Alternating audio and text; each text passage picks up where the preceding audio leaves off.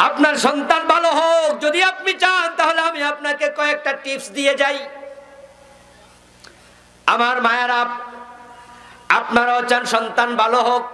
ভালো সন্তান চাইলে আপনাকে উদ্যোগী হওয়া লাগবে, কারণ বলছিলাম সন্তান কাঁচা মাটির মতো, তাকে আপনি চাইলে সারও বানাইতে পারবেন, চাইলে হুজুরও বানাইতে পারবেন। প্রথম কাজ হবে সন্তানের জন্য আল্লাহর কাছে মন খুলে দোয়া করা, বেশি বেশি দোয়া, বেশি বেশি দোয়া। কারণ ভালো মন্দ যাই হয় না কেন, প্রত্যেকটাতে আল্লাহর কুদরত আছে না নাই? আপনি বলেন না, আল্লাহ তুমি যদি মুশরিক আজরকে ইব্রাহিমের মতো সন্তান দিতে পারো, আমি তো মুশরিক নই, আমি তো মুমিন, আমি তো তোমার গোলাম, আমি তো তোমারে ভালোবাসি, আল্লাহ তুমি আমারও একটা নেক সন্তান দাও। বারবার বলতে থাকলে আল্লাহ যদি টিক চিহ্ন দিয়ে দেয়, আপনার ছেলে ইমাম আবু হানিফার মতো, ইমাম বুখারীর মতো বড় আলেম হতে পারবে। নবী আর আসবে না, কিন্তু ইমাম বুখারীর মতো আলেম আসবে না, এমন কথা তো কোরআন হাদিসে নাই। এই জন্য আল্লাহ দোয়া শিখাইছে, বাবা দোয়া করো, রব্বানা হাবলানা মিন আজওয়াজিনা ওয়া যুররিয়াতিনা কুররাতা আয়ুন ওয়াজআলনা লিল মুত্তাকিনা ইমামা। সুবহানাল্লাহ। আল্লাহ তাআলার বক্তব্য, আপনি আল্লাহর কাছে বলবেন, আল্লাহ এমন সন্তান দাও যেন চোখটা জুড়ায়া যায়। অনেকে আছেন সন্তানের ভালো করার চেষ্টায় অতিষ্ঠ, ভালো করতে চান, ভালো হচ্ছে না, পড়ে না, অমনোযোগী, দুষ্টামি করে। অনেকে দোয়া চায়, হুজুর ছেলেটা মোবাইলে এত বেশি গেম খেলে ফিরাইতে পারি না, স্কুলে পাঠাই, মাদ্রাসা পাঠাই, যাইতে চায় না। আমরা তখন বলি আল্লাহর কাছে বেশি বেশি দোয়া করতে থাকেন, বেশি বেশি দোয়া করতে থাকেন। আল্লাহ দোয়া কবুল করলে মানুষের অন্তর আল্লাহর দুই আঙ্গুলের মাঝখানে, চাইলে তিনি আবার ফিরিয়ে দিতে পারেন। মা বাবার দোয়া কবুল হয়, কবুল হয়। ইব্রাহিম দোয়া করছে না, রব্বি হাবলি মিনাস সালিহিন, আল্লাহ একটা নেক সন্তান দাও। আল্লাহ কয় ঠিক আছে যাও, ইসমাইল রে দিয়ে দিলাম। সুবহানাল্লাহ, সুবহানাল্লাহ। ইসমাইল পাইয়া গেছে দোয়া কইরা। হযরত জাকারিয়া আলাইহিস সালাম দোয়া করছে, আল্লাহ কয় যাও ইয়াহইয়া রে দিয়ে দিলাম। সুবহানাল্লাহ, সুবহানাল্লাহ। রব্বি হাবলি মিন লাদুনকা যুররিয়াতান তাইয়্যিবাতান ইন্নাকা সামিউদ দুআ। জাকারিয়া নবীকে আল্লাহ একটা উত্তম সন্তান দাও, আল্লাহ কয় সাথে সাথে দিয়া দিলাম। সুবহানাল্লাহ। অথচ উনি তখন একবারে বুড়া, ডেন্ডুরা বুড়া। হযরত জিবরিল আমিন এসে যখন জানালেন, ইন্নাল্লাহ ইউবাশশিরুকা বিগুলাম, ও জাকারিয়া আল্লাহ আপনাকে একটা সন্তানের সুসংবাদ দিচ্ছে। সুবহানাল্লাহ। আপনি যে দোয়া করছেন না, হুয়া কাইমুন ইউসাল্লি ফিল মিহরাব, উনি মারিয়ামের রুমের মাঝে নামাজে দাঁড়ায় দোয়াটা করছিল। মারিয়ামের রুমে যখন অমৌসুমী ফল দেখলো, জিজ্ঞাসা করলো, আন্না লাকে হাজা, এই ফল তুমি পাইলা কই? মারিয়াম কে হুয়া মিন ইনদিল্লাহ, আল্লাহ পাঠাইছে। জাকারিয়া নবী কয়, কয় কিরে এই মৌসুমে ল্যাংরা আম আসলো কোত্থেকে? কটিয়াদি বাজার। একবারে মনের পর মন পাওয়া গেছে, এখানে চোষাম, ল্যাংরাম। দোকানদারের কয়, দোকানদার এগুলো পাইলা কই? দোকানদার কয় আল্লাহ পাঠাইছে। জাকারিয়া নবী কয়, আল্লাহ যদি অমৌসুমে ফল দিতে পারে, বুড়ো বয়সে সন্তান দেয়ার ক্ষমতা আছে না নাই? তো রব্বি হাবলি মিন লাদুনকা এভাবে দিবা, রব্বি হাবলি মিন লাদুনকা যুররিয়াতান তাইয়্যিবা, ও আল্লাহ আমারও একটা নেক সন্তান দাও। আল্লাহ জিবরিলকে কয় তাড়াতাড়ি যা, কবুল হয়ে গেছে। সুবহানাল্লাহ, সুবহানাল্লাহ। শুধু সন্তানে দিলাম না, ইসমুহু ইয়াহইয়া, আমি আল্লাহ তার নামও রেখে দিলাম। সুবহানাল্লাহ। সাজ্জাদান ওয়া হাসুরা ওয়া নাবিয়্যাম মিনাস সালিহিন, সে উত্তম সন্তান চাইছে, উত্তম সন্তান দিলাম। শুধু উত্তম না, তারে আমি নবী বানায়া দিলাম। বাবা নবী, ছেলেও নবী, ইব্রাহিমও নবী, ইসমাঈলও নবী। আল্লাহু আকবার। এবার বলুন তো, আল্লাহর ভান্ডারে কি অভাব আছে? সবাই বলতে হবে, আল্লাহর ভান্ডারে অভাব আছে? চাইলে চাওয়ার মতো দেওয়ার ক্ষমতা আছে না নাই? ইবলিস চাইছিল, আল্লাহ ইবলিসেরও দিছে, আল্লাহ ইবলিসেরও ফিরায় না। ইবলিস কইছিল আল্লাহ কিয়ামত পর্যন্ত হায়াত দাও, আল্লাহ কি ফিরাইছে? আল্লাহ যদি ইবলিসের দিতে পারে আপনারে পারবে না? দোয়া করবেন, দোয়া দোয়া দোয়া। বদদোয়া দেবেন না সন্তানকে। আমরা অনেকে রাগ করে বদদোয়া মাঝে মাঝে দিয়ে দেই, বিশেষ করে মা বোনেরা অনেকে, এই তোর উপর গজব পড়ুক, ওই খোদার কারা। না রে মা, আমার সন্তানকে বদদোয়া দেবেন না। মায়ের মুখের বদদোয়া লেগে যায়, সাবধান। যদি রাগ বেশি হয় একটু বেশি করে দোয়া করে দিয়ে। কি দোয়া করবেন? আল্লাহ তোরে হেদায়েত করুক। কথা বোঝেন? রাগ বেশি হলে কি বলবেন? আল্লাহ তোরে হেদায়েত করুক। যা। কাবার একজন ইমাম আছে বড় কালো, ওই কালো ইমাম সাহেবের একটি সাক্ষাৎকার বললাম, বর্তমানেও আছে তিনি। সাক্ষাৎকারে তিনি বললেন আমার মায়ের বদদোয়ার কারণে আমি কাবার ইমাম হইছি। সাংবাদিক আশ্চর্য হইয়া জিজ্ঞাসা করে, বলে কি? উনি কয়, হ্যাঁ, একদিন আমি ছোট্ট খেলাধুলার বয়সে মা আমারে ডাক দিছে, এদিকে এদিকে। আমি মারে বলছি এখন খেলতাম না, আমি খেলতে যাই। মা তখন কয়, যা যা কাবার ইমাম হইয়া যা। বুঝলেন? রাগ করে যা যা যা, আইবি না এখন, যা কাবা শরীফে ইমামতি করগা যা। আমি অযোগ্য মানুষ, কালো মানুষ, আমার মা যে কইছিল যা যা কাবার ইমামতি করগা, আমার আল্লাহ ঠিক চিহ্ন দিয়া দিলাম। ভালো সন্তান যদি চান, ভালো মা দেন। মা হলো সন্তানের জন্য ফ্যাক্টরির মতো। মায়ের পেটে সন্তান জন্ম নেয়, যে মায়ের পেট ভালো, যে মায়ের মন ভালো, যে মা পর্দা করে, যেমন ঝিনুকের ভিতরে মুক্তা তৈরি হয়ে যায়, ওই ঝিনুকটা শ্যাওলার মতো ভাসে না, ওই ঝিনুকটা থাকে সমুদ্রের গভীরে। যে মা পর্দাওয়ালা হয় তার পেট থেকে আল্লাহর ওলি জন্ম নেবে।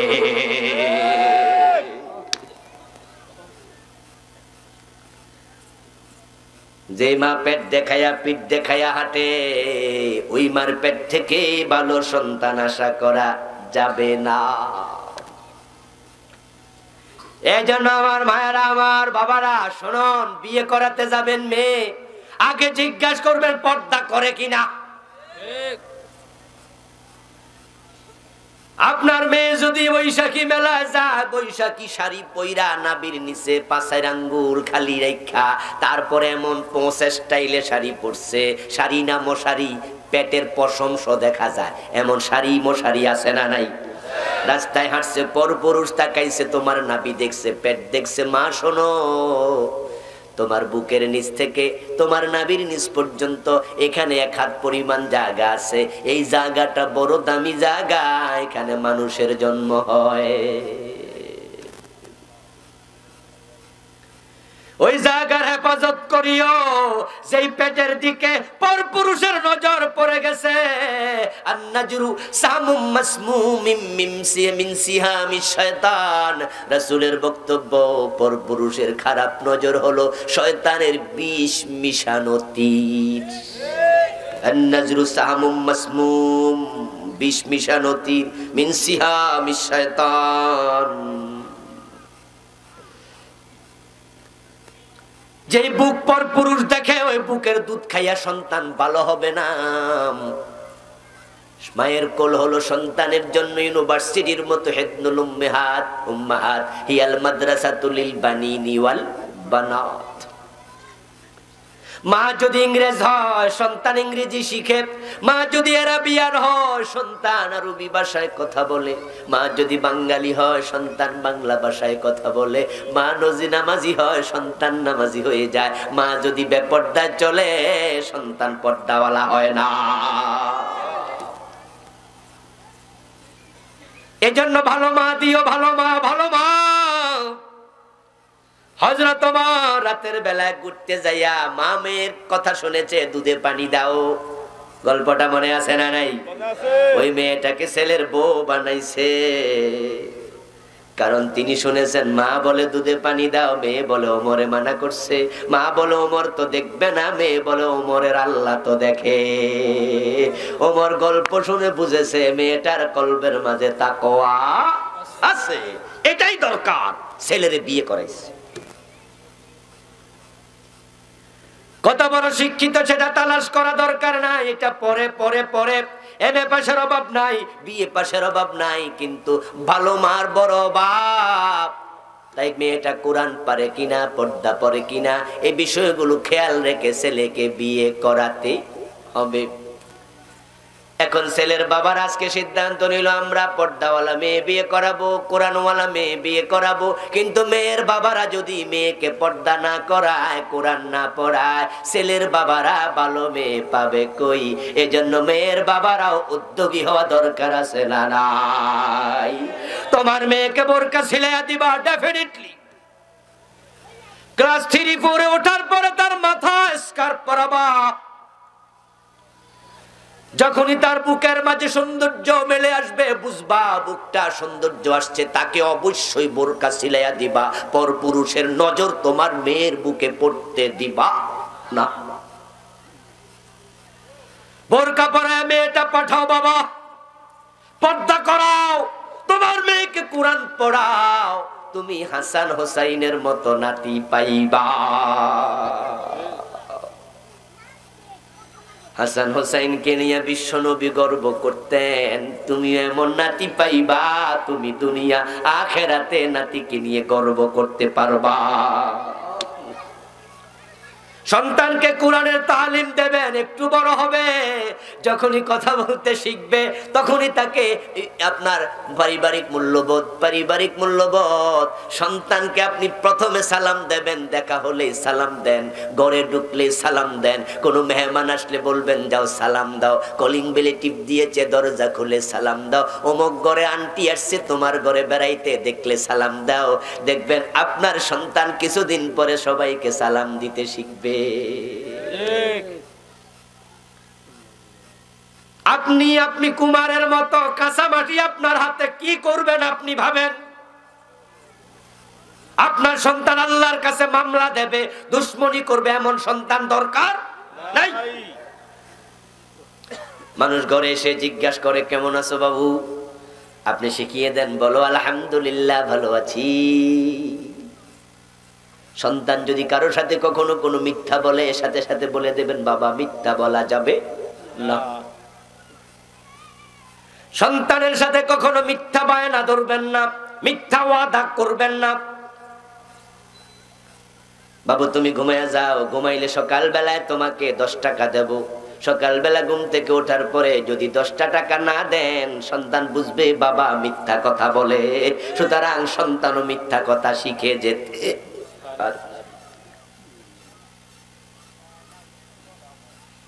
স্কুল থেকে আসার সময় আপনার সন্তান ব্যাগের মাঝে 2টা পেন্সিল নিয়ে ফিরেছে, অথচ আপনি দিছেন একটা। মা জিজ্ঞেস করে কিরে বাজান একটা পেন্সিল নিছ, 2টা আসলো কোত্থেকে? ছোট মানুষ বলে টেবিলের উপরে পাইছি, স্কুল থেকে নিয়ে আসছি। আপনি সাথে সাথে বলে দেন বাবা পরের জিনিস আনতে নাই। পরের দিন স্কুলে রওনা দিছে, তার পেন্সিলটা তার হাতে দিয়ে দেন, তারপরে বলে দেন টেবিলের উপর রেখে এসো, এটা আর আনবা না কোনোদিন। এই সন্তান লাখ টাকা পরে থাকলো ধরবে না। মায়ের সেই অর্ডার, মায়ের উপদেশ তার কলিজার মাঝে পাথরে খোদাই করার মতো খোদাই হয়ে যাবে। যদি আপনি মুস্কি হাসি দিয়ে কোন ভালো হয়েছে, পেন্সিল আনছত, মাশাআল্লাহ আমার পুতের বুদ্ধি আছে। এমন কিছু মা বাবা আছে না নাই? কয়া বুদ্ধি আছে মাশাআল্লাহ। হ্যাঁ, স্কুল থেকে আসার সময় কাঁচামরিচ আনছে, কাঁচামরিচ মা খাইতে হয়েছে দুপুর বেলা। মেয়েটা তার স্কুলের ব্যাগ থেকে খুলে মারে দিছে। মা কাঁচামরিচ কসকসা, কই পাইছস কই ফাতেমা? ফাতেমা কয় রাস্তার পাশে খেতে চুলালি আইছি। মা কয় মাশাআল্লাহ বুদ্ধি আছে। এই যে তুমি মাশাআল্লাহ বুদ্ধি আছে কইছো, পেন্সিল আনছে আজকে, কাঁচামরিচ আনছে আজকে, বড় হইলে পরের গরু চুরি করতে পারে। এই জন্য সন্তানের দোষ বেশি না মা বাবার দোষ বেশি? আরে বাবা বিড়ি খায়, ছেলেরে দিয়া বিড়িতে আগুন লাগায় আনে, এমন বাবা আছে না নাই? এ আব্দুল্লাহ কইরে ফুত ফুতে কয় কি বাবা, জোহরের নামাজ জোহরের খাইয়া টাইয়া রান সাওয়ারের পরে শুইয়া শুইয়া ছেলেরা ডাইকা কয় পাকঘর থেকে একটা বিড়ি ধরাইয়া আনতো। ছেলের সামনে বিড়ি টানে এমন বাপ আছে না? তো হে তোমার থেকে কি শিখবো? এটাই তো শিখবো, এটা স্বাভাবিক। সন্তান বড় অনুকরণ প্রিয় হয়। মনে রাখবেন, সন্তানের কাছে তার বাবার চেয়ে বড় কোনো নায়ক নাই। বাবা হলো সন্তানের কাছে সবচেয়ে বড় হিরো। ডাক্তারের ছেলেরা বলে ডাক্তার হতে চাই, ছোটবেলায় অবুঝ অবস্থা জিজ্ঞেস করবেন, ইঞ্জিনিয়ারের ছেলেও বলবে আমার বাবার মতো হব। আমার সন্তানকে অনেকে জিজ্ঞাসা করে, ছোটগুলো, বড়গুলো তো বুঝ হইছে, ছোটটিরে জিগায় তুমি বড় হইলে কি হইবা? কাব্বার মতো হুজুর হম। বাবা হলো সন্তানের কাছে বড় মহানায়ক। এখন আপনি যদি বিড়ি টানেন, সন্তান তো এটা শিখবে। আপনি যে বাবা, আপনি বললেন বিড়িটা ধরাই আন, সন্তান বিড়ি ধরাইতে পাক ঘরে গেল, চুলার মাঝে আগুন লাগাইয়া ডানে বামে তাকায়া মনে মনে কয় আমার আব্বা যে এত চোখ বন্ধ কইরা টান মারে, আল্লাহ জানে কি মজা এটার ভিতরে আছে। এত ডানে বামে তাকায়া দুই একটা টান মারার সম্ভাবনা আছে না নাই? তোরে বিড়ি খাওয়া শিখাইলো কে? সাবধান, নাম রাখবেন ভালো দেখে, ভালো নাম, ভালো মূল্যবোধ। কোরআন হাদিসের চর্চা আপনাকে দিতে হবে। আমাদের পরিতাপ, সরকার উদ্যোগ নেয় নাই। যদি সরকার উদ্যোগটা নিত, প্রাইমারি স্কুলে কোরআন ঢুকাইয়া দিত, তাহলে ঘরে ঘরে কোরআনের আলেম তৈরি হয়ে যেত। এটা আমাদের জন্য বড় পরিতাপ, বড় আফসোস। আমাদের সরকারে 50 বছরে এটাই বুঝলো না, আমরা বুঝাইতে পারলাম না। অথচ পৃথিবীর প্রায় মুসলিম কান্ট্রিতে কোরআন শিক্ষা বাধ্যতামূলক। কাবার সামনে বসে আছি, রমজান মাস, আসরের নামাজ পড়েছি, আসর থেকে মাগরিব পর্যন্ত কোনো কামকাজ নাই, নফল নামাজও নাই, কিচ্ছু নাই। তাই বসে বসে কাবার গিলাফের দিকে তাকাই আছি, কারণ কাবার দিকে তাকাইলেও সওয়াব আছে না নাই? তাকাইলেও সওয়াব। আমার ডান পাশে দেখি এক আল্লাহর বান্দা কোরআন তেলাওয়াত করছে। তার তেলাওয়াতটা কানে আসলো, কি সুমধুর কণ্ঠ, দারুণ তেলাওয়াত, একেবারে বিশুদ্ধ, যে তেলাওয়াত আমিও পারি না। তাকে দেখি বেটা একবারে সপ্পান সপ্পা, খালি গাল, একটা দাড়িও নাই, পুরা শেভ করা, ক্লিন শেভ, কিন্তু তেলাওয়াতে আমি মুগ্ধ। আমি তাকে মুস্কি হাসি দিলাম, সে আমার দিকে তাকাইয়া তেলাওয়াত বন্ধ করে সালাম দিল। আমি ওয়ালাইকুম আসসালাম বললাম, জিজ্ঞাসা করলাম মিনাইনা আনতা, আইসেন কোত্থেকে? হর প্রমিও, কয় কি মিন ইজিপ্ট, ইজিপ্ট থেকে আসছি, মিশর থেকে। জিজ্ঞাসা করলাম আনতা হাফিজুল কোরআন, আপনি কি কোরআনের হাফেজ? যেই তেলাওয়াত আপনি দিছেন, হাফেজ না হলে এটা পারার কথা না। সে হাসি দিয়ে কয় আলহামদুলিল্লাহ আমি হাফেজ। কিরে দাঁড়ি নাই মোস নাই, কয় কিরে হাফেজ? জিজ্ঞাসা করলাম মাহরফাতু, কি করেন, পেশা কি? আনা মুহান্দিস, আমি একজন ইঞ্জিনিয়ার। আরো আশ্চর্য হলাম, ইঞ্জিনিয়ার কোরআনের হাফেজ? কই কিরে, আমাদের দেশে কত ইঞ্জিনিয়ার দেখে দেখে কোরআন তেলাওয়াতটাই করতে পারে না। আমার বন্ধু, এরকম কত দেশ পৃথিবীর আছে যেখানে কলেজে, হাই স্কুলে কোরআনের চর্চা হচ্ছে। সরকার কত সাবজেক্ট ঢুকাইছে। আমাদের সময় সাবজেক্ট ছিল 10টা 11টা, এখন ইন্টারমিডিয়েট লেভেলে 14-15টা, এসএসসি লেভেলও। বাংলা হয়ে গেছে 200, ইংরেজি হয়ে গেছে 200 নাম্বার। আমাদের সময় কত ছিল? কথা কোন? 100। আমাদের সময় 100 ইংরেজি, 100 বাংলা, এখন 200। এখন কম্পিউটার সায়েন্স ঢুকে গেছে ইন্টারমিডিয়েট লেভেলে, ক্লাস 9 10ও আছে, তখন আমাদের সময় ছিল না। এখন শারীরিক শিক্ষা ঢুকছে, আরো কত ঢুকছে, এগুলোর খুব গুরুত্ব, কিন্তু কোরআনের কোনো গুরুত্বই নাই। অথচ এটাই ছিল সবচেয়ে বেশি গুরুত্বপূর্ণ। ইংরেজি শিখা দরকার নাই, না শিখলে আল্লাহ ধরবো না, শিখা হলো মোবা, লাভ আছে, না শিখলে কোনো লস নাই। অঙ্ক না মনে আছে,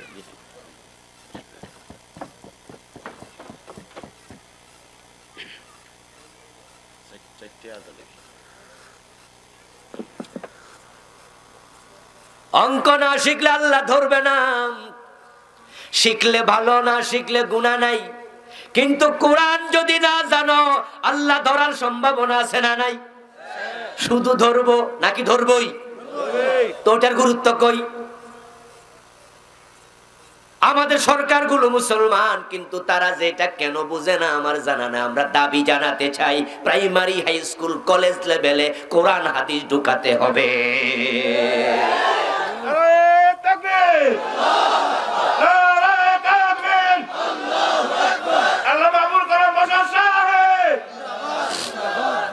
আমার বন্ধু, প্রাইমারিতে যদি কোরআন ঢুকায় দেয়া যেত, ক্লাস 1 এ আলিফ বা তা সা কায়দা শেষ, ক্লাস 2 তে কোরআন শরীফ পড়া শুরু, ক্লাস 3 তে কোরআন রিডিং পড়া শেষ, ক্লাস 4, 5 থেকে আলাম তারা 10টা সূরার অর্থ শেষ, ক্লাস 6 থেকে সূরা বাকারা শুরু করে দাও, 30 পারা পড়ায়া দাও। এইভাবে যদি সামনে আগাও, তোমার ছেলে মেডিকেলের ডাক্তার হয়ে সাথে সাথে কোরআনের আলেম হয়ে যেত, ইঞ্জিনিয়ার হতো, আলেম হতো, প্রফেসর হতো, কোরআনের আলেম হতো। সরকার এটা করে না, এজন্য তাদেরকে আল্লাহর কাছে জবাব দিতে হবে। এখন তারা করে নাই, তারা করবে কি করবে না তাদের ব্যাপার, কিন্তু বাবা হিসাবে কোরআন শিখানো আমাদের দায়িত্বের অন্তর্ভুক্ত আছে না নাই? এজন্য আপনারা সবাই এটা করবেন, সবাই সবাই সবাই। আপনার সন্তানকে অবশ্যই কোরআন শেখাতে হবে। কোরআন এমন এক কিতাব যেটা হাতে তুলে দেন, যেই হাতে কোরআন ওঠে ওই হাতে কোনোদিন মদের বোতল উঠবে না।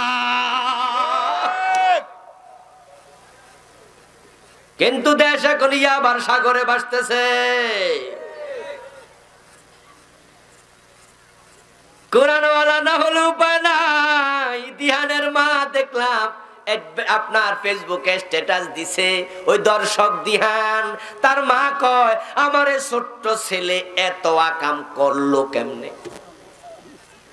আমি তো নিজেও বুঝি না। করবে না কেন? যে হাতে কোরআন তুলে দাও না, ওই হাতে মদের বোতল এবং পিস্তল ওঠার সম্ভাবনাও আছে না নাই? এজন্য মা বাবা তুমি 1 নাম্বার দায়ী। সন্তান কোথায় যায় রাত কাটায়, কোথায় দিন কাটায়, কার সাথে মিশেছে, কোথায় গাঁজা খাইছে, কোথায় পতিতাবৃত্তি করেছে তোমার মেয়েটা, অন্যের বাসায় টেলিফোনের কল পাইয়া চলে গেছে, সেখানে ছেলের সাথে ব্যভিচার করে, তুমি মা তুমি বাবা খবর রাখো নাই। যখন ধর্ষিতা হইয়া রক্ত বেশি যাইয়া মইরা গেছে, এখন তুমি কান্দো, প্রধানমন্ত্রীর কাছে আমি বিচার চাই, আমার মাইয়ারে দর্শন কইরা মারছে কেন? যখন দর্শন করলো তখন তুমি কোথায় ছিলা? যুবতী মেয়ে পরের বাসায় চলে যায়, সেখানে দর্শিতা হবে না তো হালুয়া রুটি খাবে নাকি?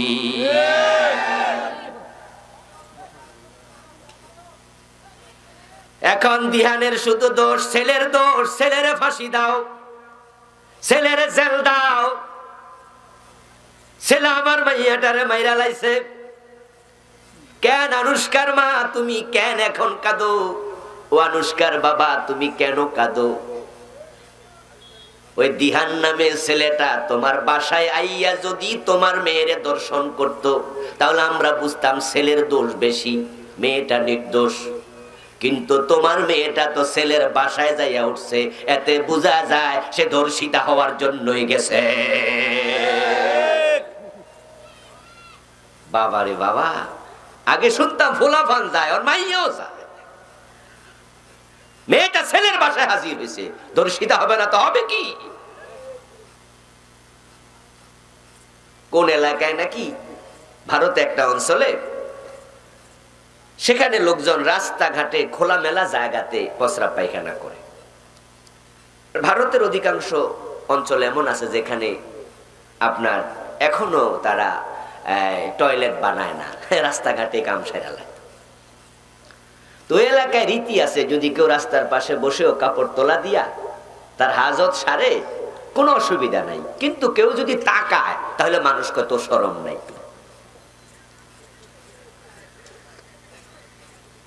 কথা কি বুঝলেন? যে রাস্তার পাশে খাড়াইয়া বইয়া কাম সারতাছে কাপড় তোলা দিয়া, কোনো অসুবিধা নেই। কিন্তু কেউ যদি চাইয়া লায়, কত শরম নাই রে। আশ্চর্য আইন, আশ্চর্য আইন। ঠোঁটে লিপস্টিক লাগায় আছে আর মাঝে বিউটি পার্লারের সাজগোজ সব নিয়া, তারপরে বুকের কাপড়টা ফালাইয়া। আল্লাহ তোমার বুকে যে সৌন্দর্য দিছে এটারে জোড়া তালি দিয়া আরো বাড়াইয়া তারপরে রাস্তায় হাঁটো। যুবক যদি তাকায় কয় তুই শরম নাই, তাকাইলি কেন? আশ্চর্য, তাই তুমি দেখাইলা কেন?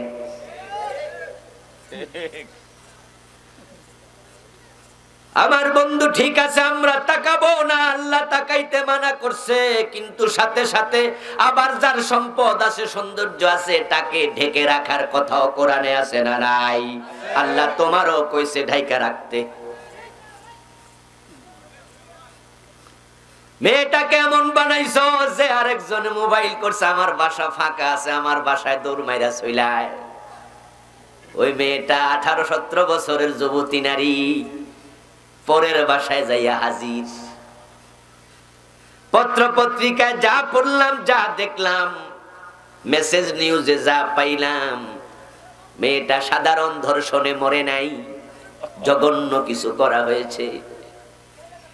এতে বোঝা যায় মেয়েটার সাথে দিহানের এই জাতীয় নিকৃষ্ট সম্পর্ক এটা আজকে নতুন নয়, এ সম্পর্ক অনেক দিন আগ থেকেই চলছিল। যদি সেদিন তারা ব্যভিচার করে মেয়েটা সুন্দর করে ঘরে ফিরে আসতো, দিহানের মাও জানতো না, আনুষ্কার মাও জানতো না, দুনিয়ার কেউ জানতো না তারা যে ব্যভিচারী। এরকম হাজার হাজার আনুষ্কা, হাজার হাজার দিহান বাংলাদেশে আছে না না?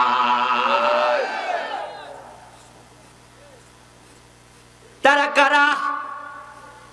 তারা আপনার আমার সন্তানের মতোই, তারা আসমান থেকে হুট করে এসেই জমিনে বড় হয়ে যায়নি, তারাও মায়ের পেট থেকে আসছে, বাবার ঔরস থেকে এসেছে।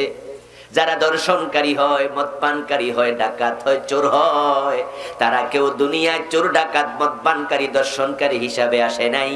তারা ছোট্ট ছিল, তারা খারাপ হওয়ার পিছনে তাদের মা বাবার দায়ভার আছে না নাই? তোমার সন্তান, তোমার সম্পদ তোমার জন্য পরীক্ষা।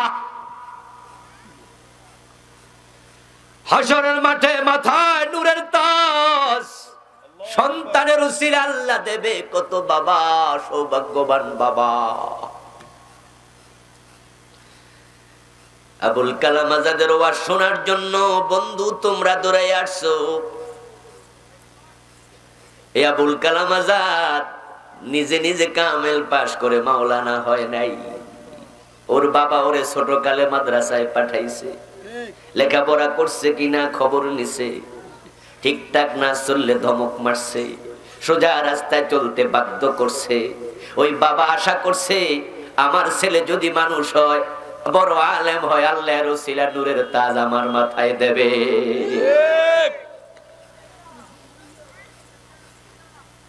আমির হামজা এমনি আমির হামজা হয়ে যায় নাই, তারেক মনোয়ার এমনি তারেক মনোয়ার হয় নাই, মামুনুল হক এমনি মামুনুল হক হয় নাই, আল্লামা সাইদি নিজে নিজে সাইদি হয় নাই। তাদের প্রত্যেকের পিছনে মা বাবার ভূমিকা আছে না না?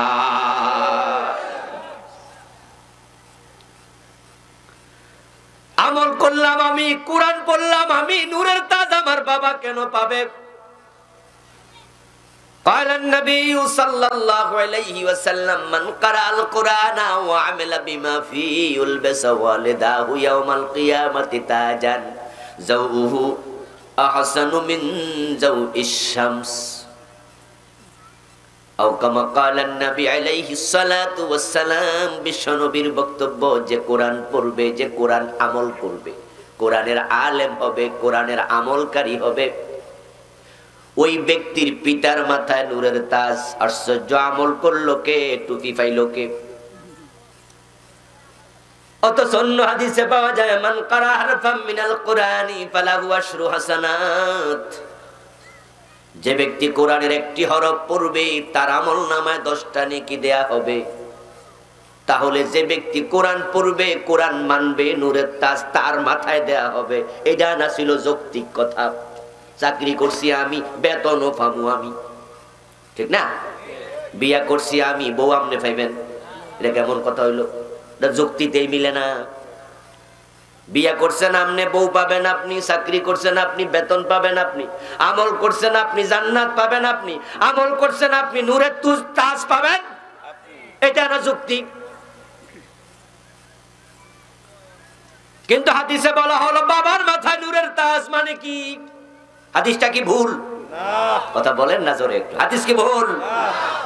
না রে বন্ধু, বাবার মাথার নূরের তাজ এর কারণ আছে, বাবা পরীক্ষায় পাশ করছে। সুবহানাল্লাহ। এই সন্তান তার কাছে পরীক্ষা ছিল, সে পাশ করছে।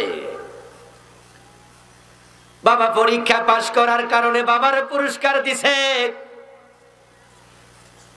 কিন্তু কিছু কিছু সন্তান হবে দুশ্মন, কারো কারো বউ হবে তার দুশ্মন। এ কথা কে বলতেছে? আল্লাহর নাম আসতে বলে মজা লাগবে না তো, জোরে বলতে হবে। কে বলছে? এর চেয়ে মধুর নাম পৃথিবীতে আর নাই, আল্লাহ। আলা বিযিকরিল্লাহি তাতমাইন্নুল কুলুব। যখন কোনো কারণে কখন একটু ডিপ্রেশনে ভুগি, তখন দুটি কাজ করি। যখন একটু মানসিক একটু কোনো কারণে একটু টেনশন আছে, দুটা কাজ করি। একটা হলো দুরূদ ইব্রাহিম পড়ি, আর একটা হলো আল্লাহ আল্লাহ শব্দটা বেশি বেশি বলি। তখন মজা লাগে এবং দেখি অল্প সময়ের ব্যবধানে ডিপ্রেশনটা চলে যায়। আলা বিযিকরিল্লাহি তাতমাইন্নুল কুলুব। আল্লাহর নাম স্মরণ করলে কলবে প্রশান্তি আসবে। কে বলেছেন? আল্লাহ। ইতিকাদের সাথে আল্লাহর মতো এত সুন্দর নাম আর পৃথিবীতে নাই। এবং শব্দটা এমন বললে পুরাটা গাল মোটা হয়ে যায়, ভরে যায়। আল্লাহ, সুবহানাল্লাহ। কারো কারো সন্তান তার জন্য হবে দুশ্মন। এর মানে কি? এর মানে হলো হাসরের ময়দানে সন্তান যখন ধরা পড়ে যাবে, আমলনামার মাঝে শুধু কবিরা গুনাহ, এই আনুষ্কার মা ধরা খাইয়া যাবে। আনুষ্কা বড় হতবাগী নারী। জেনা ব্যভিচার করলে ঈমান যায় না, কবিরা গুনাহ হয়। কিন্তু জেনা অবস্থায় মারা গেলে ঈমানটা থাকে না। قال النبي صلى الله عليه وسلم لا يزني الزاني حين يزني وهو مؤمن। জেনাকারী জেনা করে না, যদি জেনা করা অবস্থায় মারা যায় তার ঈমানটা থাকে না। জেনা করা অবস্থায় কলবে ঈমান থাকে না। এই হাদিসের ব্যাখ্যায় পাওয়া যায় জেনা করা অবস্থায়, চুরি অবস্থায়, ডাকাতি অবস্থায় ঈমানহীন হয়। এর মানে তার কলব থেকে ঈমানটা বের হয়ে শূন্যে ঝুলতে থাকে। যদি সে জেনা থেকে বের হয়ে যায়, ঈমানটা আবার ফিরে আসে। কিন্তু আনুষ্কার ঈমানটা তো ফিরে আসার সুযোগ নাই, সে তো জেনা অবস্থায় মরে গেছে। হাসরের ময়দানে জাতীয় আনুষ্কারা দাঁড়ায় যাবে মায়ের বিরুদ্ধে, বাবার বিরুদ্ধে মামলা নিয়া। ওই সালমান খান আত্মহত্যা করেছে, সিনেমার নায়ক দাঁড়ায় যাবে বাবার বিরুদ্ধে মায়ের বিরুদ্ধে মামলা নিয়া। যে সমস্ত মেয়েরা লাখ লাখ কবিরা গুনাহ, কোটি কোটি কবিরা গুনাহ নিয়ে মরছে, ছেলেরা মারা গেছে, আল্লাহ বলবে যা যা জাহান্নামে যা, খুজুহু ফাগুল্লুহু সুম্মাল জাহিমা সাল্লু। ও ফেরেশতারা তারে ধর, তারে হাতের মাঝে হাত করা পড়া, পায়ের মাঝে ডান্ডা বেরি পড়ায়া দে। সুম্মাল জাহিমা সাল্লুহু, তারপরে জাহান্নামের মাঝখানে ফেলে দে। তখন ওই ব্যক্তিকে আত্মপক্ষ সমর্থনের সুযোগ দেয়া হবে। কথা বলতে তুমি অনুমতি পাবে, কোনো কথা থাকলে বলো, তোমাকে এখনই জাহান্নামে ফেলে দেয়া হবে। ফাঁসির আসামিকে ফাঁসি দেওয়ার আগে বলা হয় তোমার শেষ কোনো কথা আছে নাকি, কোনো আশা আছে নাকি? ঠিক না? বলে না কিছু খাইবে নাকি? ফাঁসির আসামিদেরকে বলে তোমার শেষ আশাটা সম্ভব হলে আমরা পূরণ করতে চাই। যদি ফাঁসির আসামি বলে যে আমি এটা কাঁঠাল খেতে চাই, সরকারের লোকেরা টাকা খরচ করে হলো ব্যবস্থা করার চেষ্টা করে, যদি কোনো কাঁঠাল পাওয়া যায় কাউরান বাজার আইসা হইলো নিয়ে যাবে পুরান ঢাকায়, নিয়ে যাবে জেলখানা, ঠিক আছে খাও। আল্লাহ তাআলা তাকে সুযোগ দেবেন।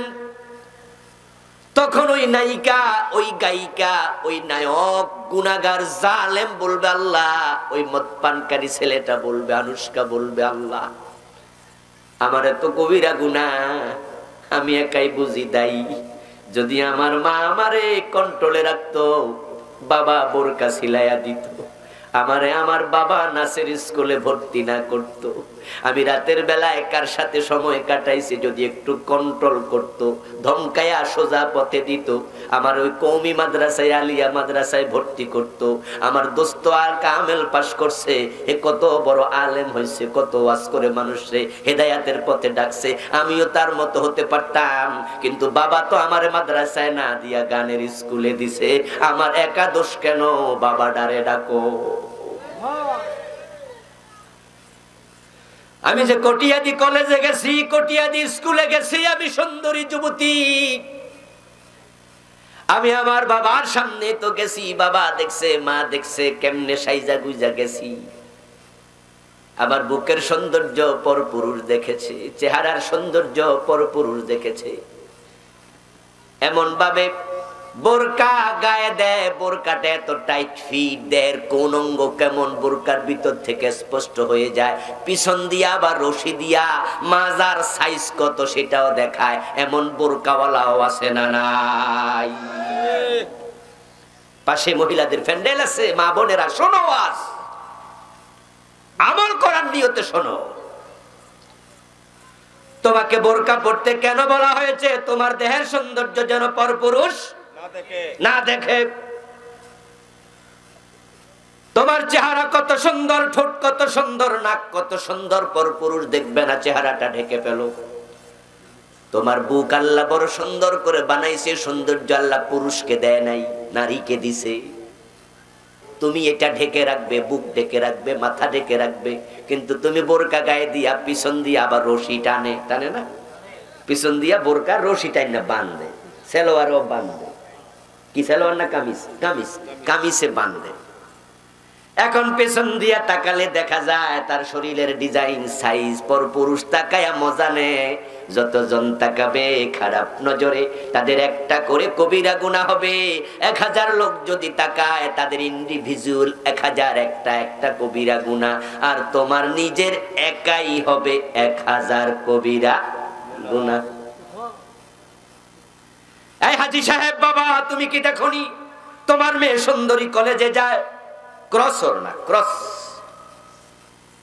ওড়নাটা এইভাবে বুকের উপরে ক্রস করে দেয়, বুকের দুই পাশ থেকে মানুষ দেখে, দেখে না?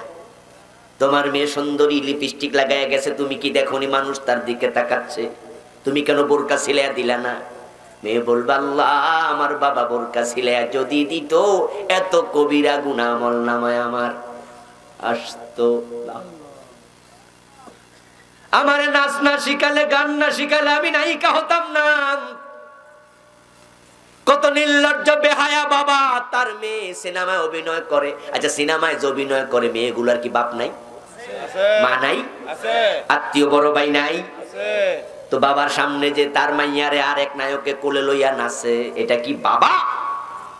হতবাকা নির্লজ্জ বেহায়া বাবা। হাসরের ময়দানে মেয়েটা বলবে বাবারে ডাকো। আমি আরো আশ্চর্য হই যখন স্বামী বিয়ে করার পরে বউ অভিনয় করে, এমন স্বামী আছে বউরে কয় সালাইয়া যাও। আস্তাগফিরুল্লাহ। এই যে মৌসুমী নামে একটা আছে, এটার বাচ্চাও নাকি বয়স হয়ে গেছে 25 বছর। এইভাবে আরো যে নায়িকারি আছে অধিকাংশ গুলা বিয়া হইয়া গেছে। আমি বুঝি না রুচিটা কোথায় গেছে। আমার বন্ধু ওই জাল্লা বলছে তোমাদের কারো কারো স্ত্রী দুশ্মন হবে, কারণ স্বামী হওয়ার পরে বউরে নায়িকা কয় ঠিক আছে চালাও অভিনয়। এখন সে দেখে তার নিজের বউ আরেক বেড়া কোলে লইয়া নাচতাছে, ডলাডলি গাইতাছে, কান্তাছে, জড়াইয়া ধরতাছে, হে আবার হাত তালি দিয়া কয় দারুণ হইছে। আস্তাগফিরুল্লাহ। আমি বুঝি না রুচিটা কোথায় গেছে। আপনারা এখানে যারা বিবাহিত তারা বলুন তো, আপনার বউয়ের সাথে যদি পাশের দোকানদার মুস্কি মুস্কি হাইসা হাইসা কথা কয়, আমনের বউ দূরে দাঁড়াইয়া দাঁড়াইয়া মুস্কি মুস্কি কথা কয় হাসি দিয়া, আপনি দেখকালান, মজা লাগবে? দুই একজন চুপ করে আছে, এরার মনে কিছু কিছু লাগবো নাকি? কথা বলুন, মজা লাগবে? খারাপ লাগবে না কষ্ট লাগবে? ভালো লাগবে? কেমন খারাপ? খুব খারাপ লাগবে। কি রে আমার বউর সাথে ওই সা দোকানদার কি এর কথা কয়, আবার হাসা হাসিও করে, খারাপ লাগবে কিনা? যদি আপনার স্ত্রীর সাথে পরপুরুষ একটু হাসি দিয়া কথা কইলে আপনার পার্সোনালিটিতে লাগে, ইগুতে লাগে, আপনার খারাপ লাগে। আর ওই বেডার বউ আরেক বেডা কোলে লইয়া নাচে, হে কয় দারুণ হইছে। আচ্ছা এটা কি স্বামী না আসামি? এগুলো এত পচা, এত পচা, এত পচা রুচি। আমি বুঝি না এগুলো মানুষ না গরু ছাগল। আমার মনে হচ্ছে আরো খারাপ, বালহুম আদাল। ওই বউটা বলবে আল্লাহ আমার স্বামীরে ডাকো। আমার স্বামী যদি বিয়ের সাথে সাথে আমাকে অর্ডার করতো এখন থেকে আর অভিনয় চলবে না। আমি ফজরের টাইমে ঘুমিয়েছিলাম, আমার স্বামী মসজিদে গেছে, নামাজ পড়ছে, ফজরের নামাজ কাজা করে নাই, কিন্তু আমি পড়ি নাই। স্বামী চাইলে আমারে কানে টান দিয়া উঠাইতে পারতো, তাই ওঠো নামাজ পড়ো, পানি ছিটাইয়া দেবে চেহারার মাঝে, অজুর পানি, অজুর পানি। অজু করে বের হয়েছে ওয়াশরুম থেকে, অজুখানা থেকে, বউটা শুয়ে আছে, বউর কাছে এসে দাড়ি থেকে এভাবে হাত দিয়া পানি নিয়ে বউর চেহারায় ছিটাইয়া দিবা, সুন্দর করে তার মাথার মাঝে হাত বুলাইয়া দিবা, হাতে ধরে টান মারবা, ওঠো ওঠো নামাজ পড়ো, আমি মসজিদে যাচ্ছি। মসজিদ থেকে ফিরে এসে যদি দেখো এখনো শুয়ে আছে, কম্বল টেনে ফালাইয়া দিবা, জোর করে তুলে নামাজ পড়াইবা, বেনামাজি হতে দেবা না। তুমি পরীক্ষায় পাস, তোমার বউ একটা পরীক্ষা ছিল, পাস করে ফেলেছো, কিন্তু বউটা বেনামাজি, ছেলেটা বেনামাজি, মেয়েটা বেনামাজি। হাসরের দিন বলবো আল্লাহ আমার স্বামীরে ডাকো। আমার স্বামী তো আমারে লইয়া বাজারে গেছে, মোটরসাইকেলের পিছনে বসায়া, আমি সেজে গুজে বের হয়েছি, কত পুরুষ তাকাইছে। আমার স্বামী বাধা দিলে আমি এত কবিরা গুনাহগার হতাম না। আল্লাহ আবার বলবে ওকে স্বামী কই রে, তুই এখানে আয়, এখন তুই আর স্বামী না, তুই হয়ে গেছস আসামি। কাম হিয়ার, আয় এখানে, তাহলে না। স্বামীকে স্ত্রীর সামনে দাঁড় করানো হবে, সন্তানের সামনে বাবাকে দাঁড় করানো হবে। এবার সন্তান এবং স্ত্রী কি বলবে কোরআন থেকে শুনুন। তারা বলবে نجعلهما تحت أقدامنا ليكونا من الأسفلين। হে আল্লাহ, জাহান্নামে তো আমরা যেতেই হবে, যে অপরাধ করেছি, তবে আমার বাবারে আমি পায়ের তলায় রাখতে চাই। নাউজুবিল্লাহ বলবেন না? নাউজুবিল্লাহ। কোথায় রাখতে চায়? পায়ের তলায়। নাজআলহুমা তাহতা আকদামিনা, পায়ের নিচে রাখতে চাই। আমার স্বামীকে ডাকো, আমার স্বামীকে পায়ের তলায় রাখতে চাই। লিয়াকুনা মিনাল আসফালিন, আজকে তারা পদদলিত হোক।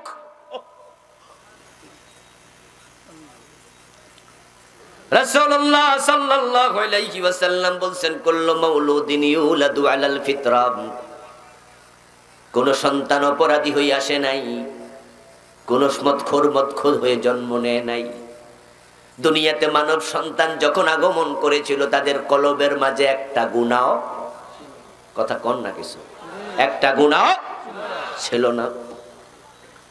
তাদের আমলনামা ছিল একবারে সাদা কাগজের মতো ধবধবে পরিষ্কার সাদা। قال النبي صلى الله عليه وسلم إذا أذنب المؤمن كانت نقطة سوداء في قلبه, এটা ছিল ধবধবে সাদা।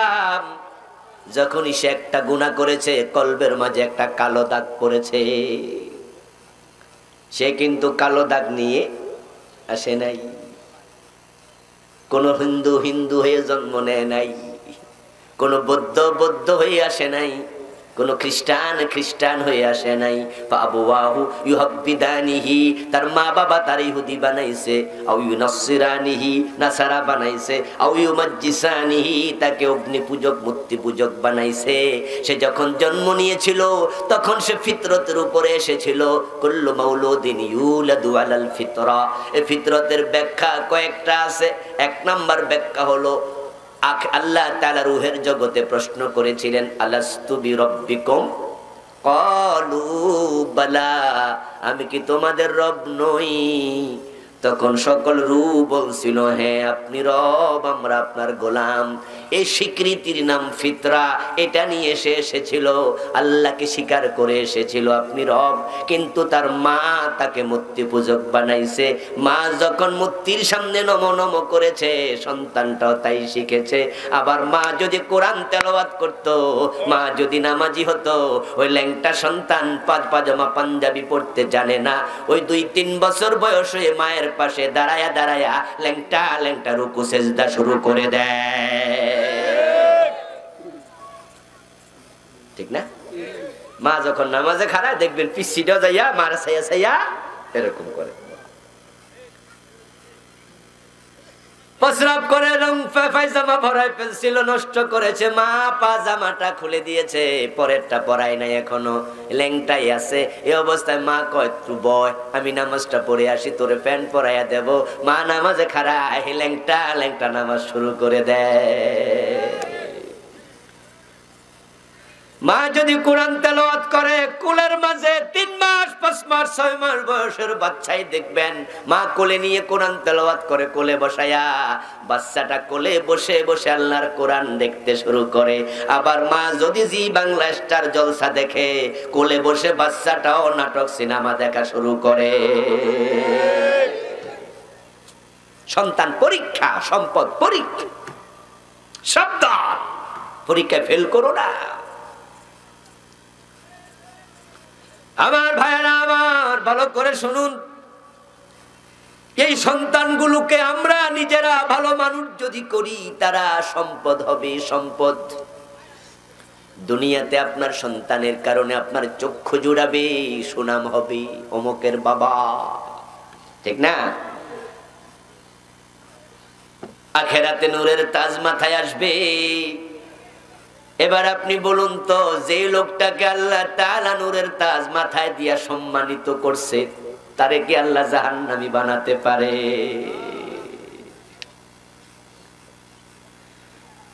আসলে আখিরাতে মুক্তির জন্য বড় প্রয়োজন আপনার ভালো একটা মন, ভালো একটা হৃদয়, ভালো চিন্তার মানুষ হন। আল্লাহরে ইবাদত দিয়া খুশি করে জান্নাত পাওয়া বড় কঠিন। কারণ তার ইবাদত করার মাখলুকাত অভাব নাই। তাকে সেজদা করতেছে আল্লাহর এমন ফেরেশতা যারা জন্মের পরে, সৃষ্টির পরে সেজদায় গেছে, কিয়ামত পর্যন্ত মাথা তুলবে না। আপনি কয় লম্বা ইবাদত করবেন, কয়টা তাসবিহ করবেন, কতটুকু লম্বা? আমার ভাইয়েরা, আল্লাহর জিকির করতেছে ফেরেশতারা, এমন তাসবিহ পড়ে, কেউ দাঁড়ায়া, কেউ রুকুতে, কেউ সেজদায়, কেউ বসে। আল্লাহ বলছে, কুমু ওয়াসাব্বিহু হাত্তা মুরাকুম মাররাতান উখরা।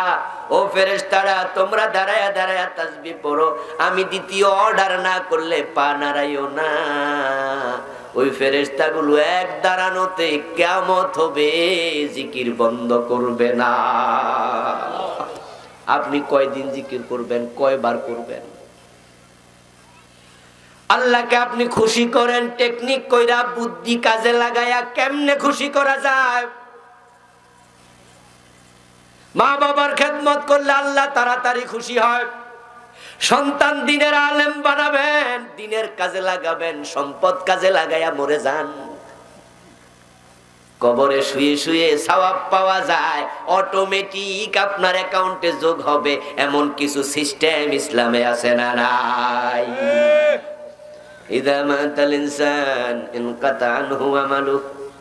মানুষ মরে যাবে, আমল নামা ক্লোজ হয়ে যাবে। ইল্লা মিন সালাসা, তবে তিনটা অ্যাকাউন্ট 24 ঘন্টায় কখনো ক্লোজ হয় না। আমাদের দেশে কিছু কিছু কোম্পানি আপনার ব্যাংকের এটিএম বুথ আছে, এখন প্রায় ব্যাংক এগুলা চালু করে দিছে। 4টা বাজে যাবেন, টাকা জমা দিতে পারবেন না, 4টার পরে তুলতেও পারবেন না। গেলে দেখবেন ব্যাংকগুলোর গেট বন্ধ, ভিতরে অফিসাররা কাজকর্ম করছে, ক্লোজিং চলছে। আপনি চাইলেও টাকা তুলতে পারবেন না, জমা দিতে পারবেন না। আগামী দিন আইসেন, অফিস আওয়ার শেষ, কিন্তু এটিএম বুথে 24 ঘন্টায় টাকা তোলার সুযোগ আছে না নাই? কোম্পানি গ্রাহকের জন্য সুবিধা করে দিছে, কারণ রাতের 3টা বাজেও টাকা দরকার হবে, হাসপাতালে রোগী চিকিৎসা হবে, হাসপাতালে এই মুহূর্তে নেওয়া লাগবে, অপারেশন জরুরি ভাবে করা লাগবে, টাকা নাই। কিন্তু হাসপাতালে গেলে তো আগে টাকা জমা দেও, তারপরে চিকিৎসা, ঠিক না? বিভিন্ন টেস্ট যখন করেন, টাকা কি পরে নেন আগে নেন? আগে টাকা জমা দিয়া যান, স্লিপটা নিয়ে আসেন যান। তো কোম্পানি কয় তাহলে এটিএম বুথ খুলে দিলাম, এখন 24 ঘন্টা খোলা। এটিএম বুথের মাধ্যমে এখন টাকা জমা দেয়া যায়, টাকা আবার তোলাও যায়, সুযোগ আছে। আমার আল্লাহ তাআলা তার বান্দাদের জন্য কিছু এটিএম বুথের সিস্টেমে এমন আমলনামা রাখছে যেটা কিয়ামত পর্যন্ত ক্লোজ হবে না। আপনি মরে যাবেন, ও বন্ধু রেখে গেছেন কোটি কোটি টাকা, এগুলো মানুষ বাগযোগ করে খেয়ে ফেলবে, তারা নেবে, কোনো সওয়াব নাই, আপনি পাইলেন না সাদাকায়ে জারিয়া। কিন্তু সেই টাকা থেকে কিছু টাকা দিয়া যদি একটা মসজিদ বানায়া দেন, একটা মাদ্রাসা বানায়া দেন, একটা ব্রিজ করে দেন, জনসেবার কাজ করেন, যতদিন এই মসজিদ থাকবে ওই আমলনামায় সওয়াব কিয়ামত পর্যন্ত যেতেই থাকবে। কি সুযোগটা আল্লাহ করে দিছে, কিন্তু আপনাকে আল্লাহ টাকা দিছে, এই কামটা আপনি করলেন না, দোষটা আল্লাহর না আপনার? কথা কয় না কেন ভাই? দোষটা কার? সুযোগ তো আপনার ছিল। আপনার সন্তান আল্লাহ দিছে, সন্তান কে দেয়? আল্লাহ। কথা বলেন আবার, কে দেয়? আল্লাহ। আপনি সন্তান পাইছেন নিজে নিজে? অসম্ভব। কোটি কোটি টাকার মালিক একটা সন্তান হয় না, মনো আছে না? না, 10টা বছর চলে গেল, 20 বছর চলে গেল। আরে সিলেটে কয়দিন আগে এক জায়গায় একটা মাহফিল করতে গেলাম, একজন মুরব্বীর সাথে দেখা হলো। রাতের বেলা আমাদের রাখলেন, খাওয়ালেন, খুব আদর যত্ন করলেন, নাস্তা পানি করাইলেন। দাড়ি ফাঁকা মুরব্বী। তো আমি জাস্ট এক পর্যায়ে কিউরিসিটি বললাম যে আপনার সন্তান টন্তান কে কি করে? এত আদর করতেছে, একটু খোঁজ খবর নিচ্ছি। বলল সন্তান তো নাই। কত সুন্দর বাড়ি, বর্তমান স্পিকার শিরিন শারমিন চৌধুরী, উনার আত্মীয়, খুব নিকট আত্মীয়, ক্ষমতাওয়ালা মানুষ, টাকাওয়ালা মানুষ, সন্তান নাই। 1000 কোটি টাকার মালিক, সন্তান নাই, এমনও আছে। আহা, যদি কোটি টাকা খরচ করলে সন্তান হতো, তারা সেটা করতে রাজি ছিল। আল্লাহ তাআলা সূরা আল ওয়াকিয়াতে জন্য বলছেন, আফারাআইতুম মা তুমনুন আনতুম তাখলুকুনাহু আম নাহনুল খালিকুন। ও স্বামী, তুমি স্ত্রীর বিছানায় গিয়েছো, তাকে সঙ্গে নিয়েছো, সঙ্গ দিয়েছো বটে, কিন্তু তার পেটের বাচ্চা কিন্তু তুমি বানাও নাই, বানাইছে কে? আল্লাহ। আনতুম তাখলুকুনাহু আম নাহনুল খালিকুন। আল্লাহ প্রশ্ন করে, তোমরা বানাও না আল্লাহ বানায়? কে বানায়? আল্লাহ। আপনার আল্লাহ তাআলা সন্তান দিয়েছে, এটা পরীক্ষা ছিল। যদি আপনি তাকে মাদ্রাসায় পাঠাইয়া দিতেন, আলেম বানাতেন, আলেম বানায়, আলেম পাশ করায়া ফাজেল কামেল পাশ করানোর সাথে সাথে ডাক্তার হওয়া যায়, ইঞ্জিনিয়ার হওয়া যায়, অফিসার হওয়া যায়, ম্যাজিস্ট্রেট হওয়া যায়। মাদ্রাসা লাইন আলেম পাশ করে ইউনিভার্সিটির প্রফেসর হওয়ার সুযোগ আছে না নাই? আছে। ডাক্তার হওয়ার সুযোগ আছে না নাই? সে নামাজ পড়বে, কোরআন পড়বে, মানুষকে দ্বীনের কথা বলবে। আপনি আপনার সন্তানকে দাওরা মাদ্রাসার মুহতামিম বানাবেন, মুহাদ্দিস বানাবেন, কামেল মাদ্রাসার মুহাদ্দিস বানাবেন। আপনার সন্তান হাজার হাজার মানুষকে দ্বীন শিখাবে। এগুলা হলো উত্তম কাজ। এমন কাজ আপনি এবার মরে যান, আপনার সন্তানের কারণে তাকে সে যত মানুষকে শিখাবে দ্বীন, তারা যতজন আমল করবে, সে শিখেছে সে আরেকজনকে শিখাবে, সে শিখেছে সে আরেকজনকে শিখাবে। এইভাবে যতদিন এই তরতিব চলতে থাকবে, আপনি কবরে বসে সওয়াব পেতে থাকবেন। আল্লাহু আকবার। আপনার আল্লাহ সন্তান দিছে, এই ভালো কাজের সুযোগ আপনার আছে না নাই? কিন্তু আপনি কি করলেন? আপনি মক্তবে দিলেন না, কিন্টার গার্ডেনে দিলেন, আপনি মাদ্রাসায় দিলেন না, কলেজে দিলেন। আপনি সন্তানকে কোরআন শিখান না, ইংরেজি শিখালেন। এখন আপনার সন্তান নিজেও নামাজ পড়ে না, তার পরিবারও বেনামাজি হবে। আপনার জানাজার নামাজে সে আসবে, হয়তো টুপিটাও থাকবে না, অন্যের থেকে হাওলাত নিয়ে টুপি মাথায় দেবে। আপনার জানাজার নামাজে সে দোয়া শিখবে, সে হুজুর জানাজাটা কেমনে পড়ে একটু শিখাই দেন তো।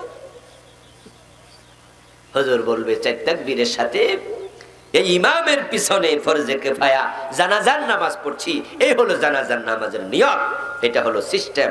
জি হুজুর মাশাআল্লাহ শিখছি। Engineer, MA pass, BA pass, professor সাহেব, ব্যাংকার সাহেব, ব্যবসায়ী সাহেব এই মাত্র সিস্টেম শিখছে। এখন আল্লাহু আকবার বলে নামাজ শুরু। বলুন তো তাকবীর দেওয়ার পরে দোয়া আছে না নাই? আছে। তো এটা উনি কবে শিখবো? এই মাত্র তো নিয়ত শিখছে। এখন তো দোয়া আছে, তারপরে দুরুদ আছে, তারপরে আবার তৃতীয় তাকবীরের পরে লম্বা দোয়া, যেটা জানাজার, যার জানাজা হচ্ছে, নামাজ হচ্ছে, যার জানাজার নামাজ হচ্ছে, তার জন্য দোয়াটা মূলত তৃতীয় তাকবীরের পরে। আল্লাহুম্মা গফিরলি হাজ্জিনা ওয়া মাইয়িতিনা ওয়া শাহিদিনা ওয়া গায়িবিনা, আছে না? আছে। আল্লাহুম্মা গফির লাহু ওয়ারহামহু ওয়াফিহি ওয়াফু আনহু ওয়া আকরিম নুজুলাহু ওয়া ওয়াসি মুদখালাহু। আল্লাহুম্মা গসিলহু বিল মাই ওয়াস সালজি ওয়াল বারদ কামা ইউনাক্কা আস-সাওবুল আবয়াদু মিনাদ দানাস। আল্লাহুম্মা باعد بينه وبين خطاياه كما بعدت بين المشرق والمغرب. اللهم أبدله زوجا خيرا من زوجه وأهلا خيرا من أهله وولدا خيرا من ولده. اللهم نقه من الذنوب. اللهم ادخله الجنة. اللهم أجره من النار. বিশ্বনবী এই তাকবীর দেওয়ার পর অনেক দোয়া পড়তেন। এগুলাই হলো মাইয়িতের জন্য আসল দোয়া। কিন্তু যেই বেটাই মাত্র নিয়ত শিখছে, এত বড় দোয়া শিখবো কোন দিন? সে তো তাকবীর দিয়া দাঁড়ায় আছে, কিছুই জানে না। তার মাধ্যমে তুমি পাইবা না কিছু।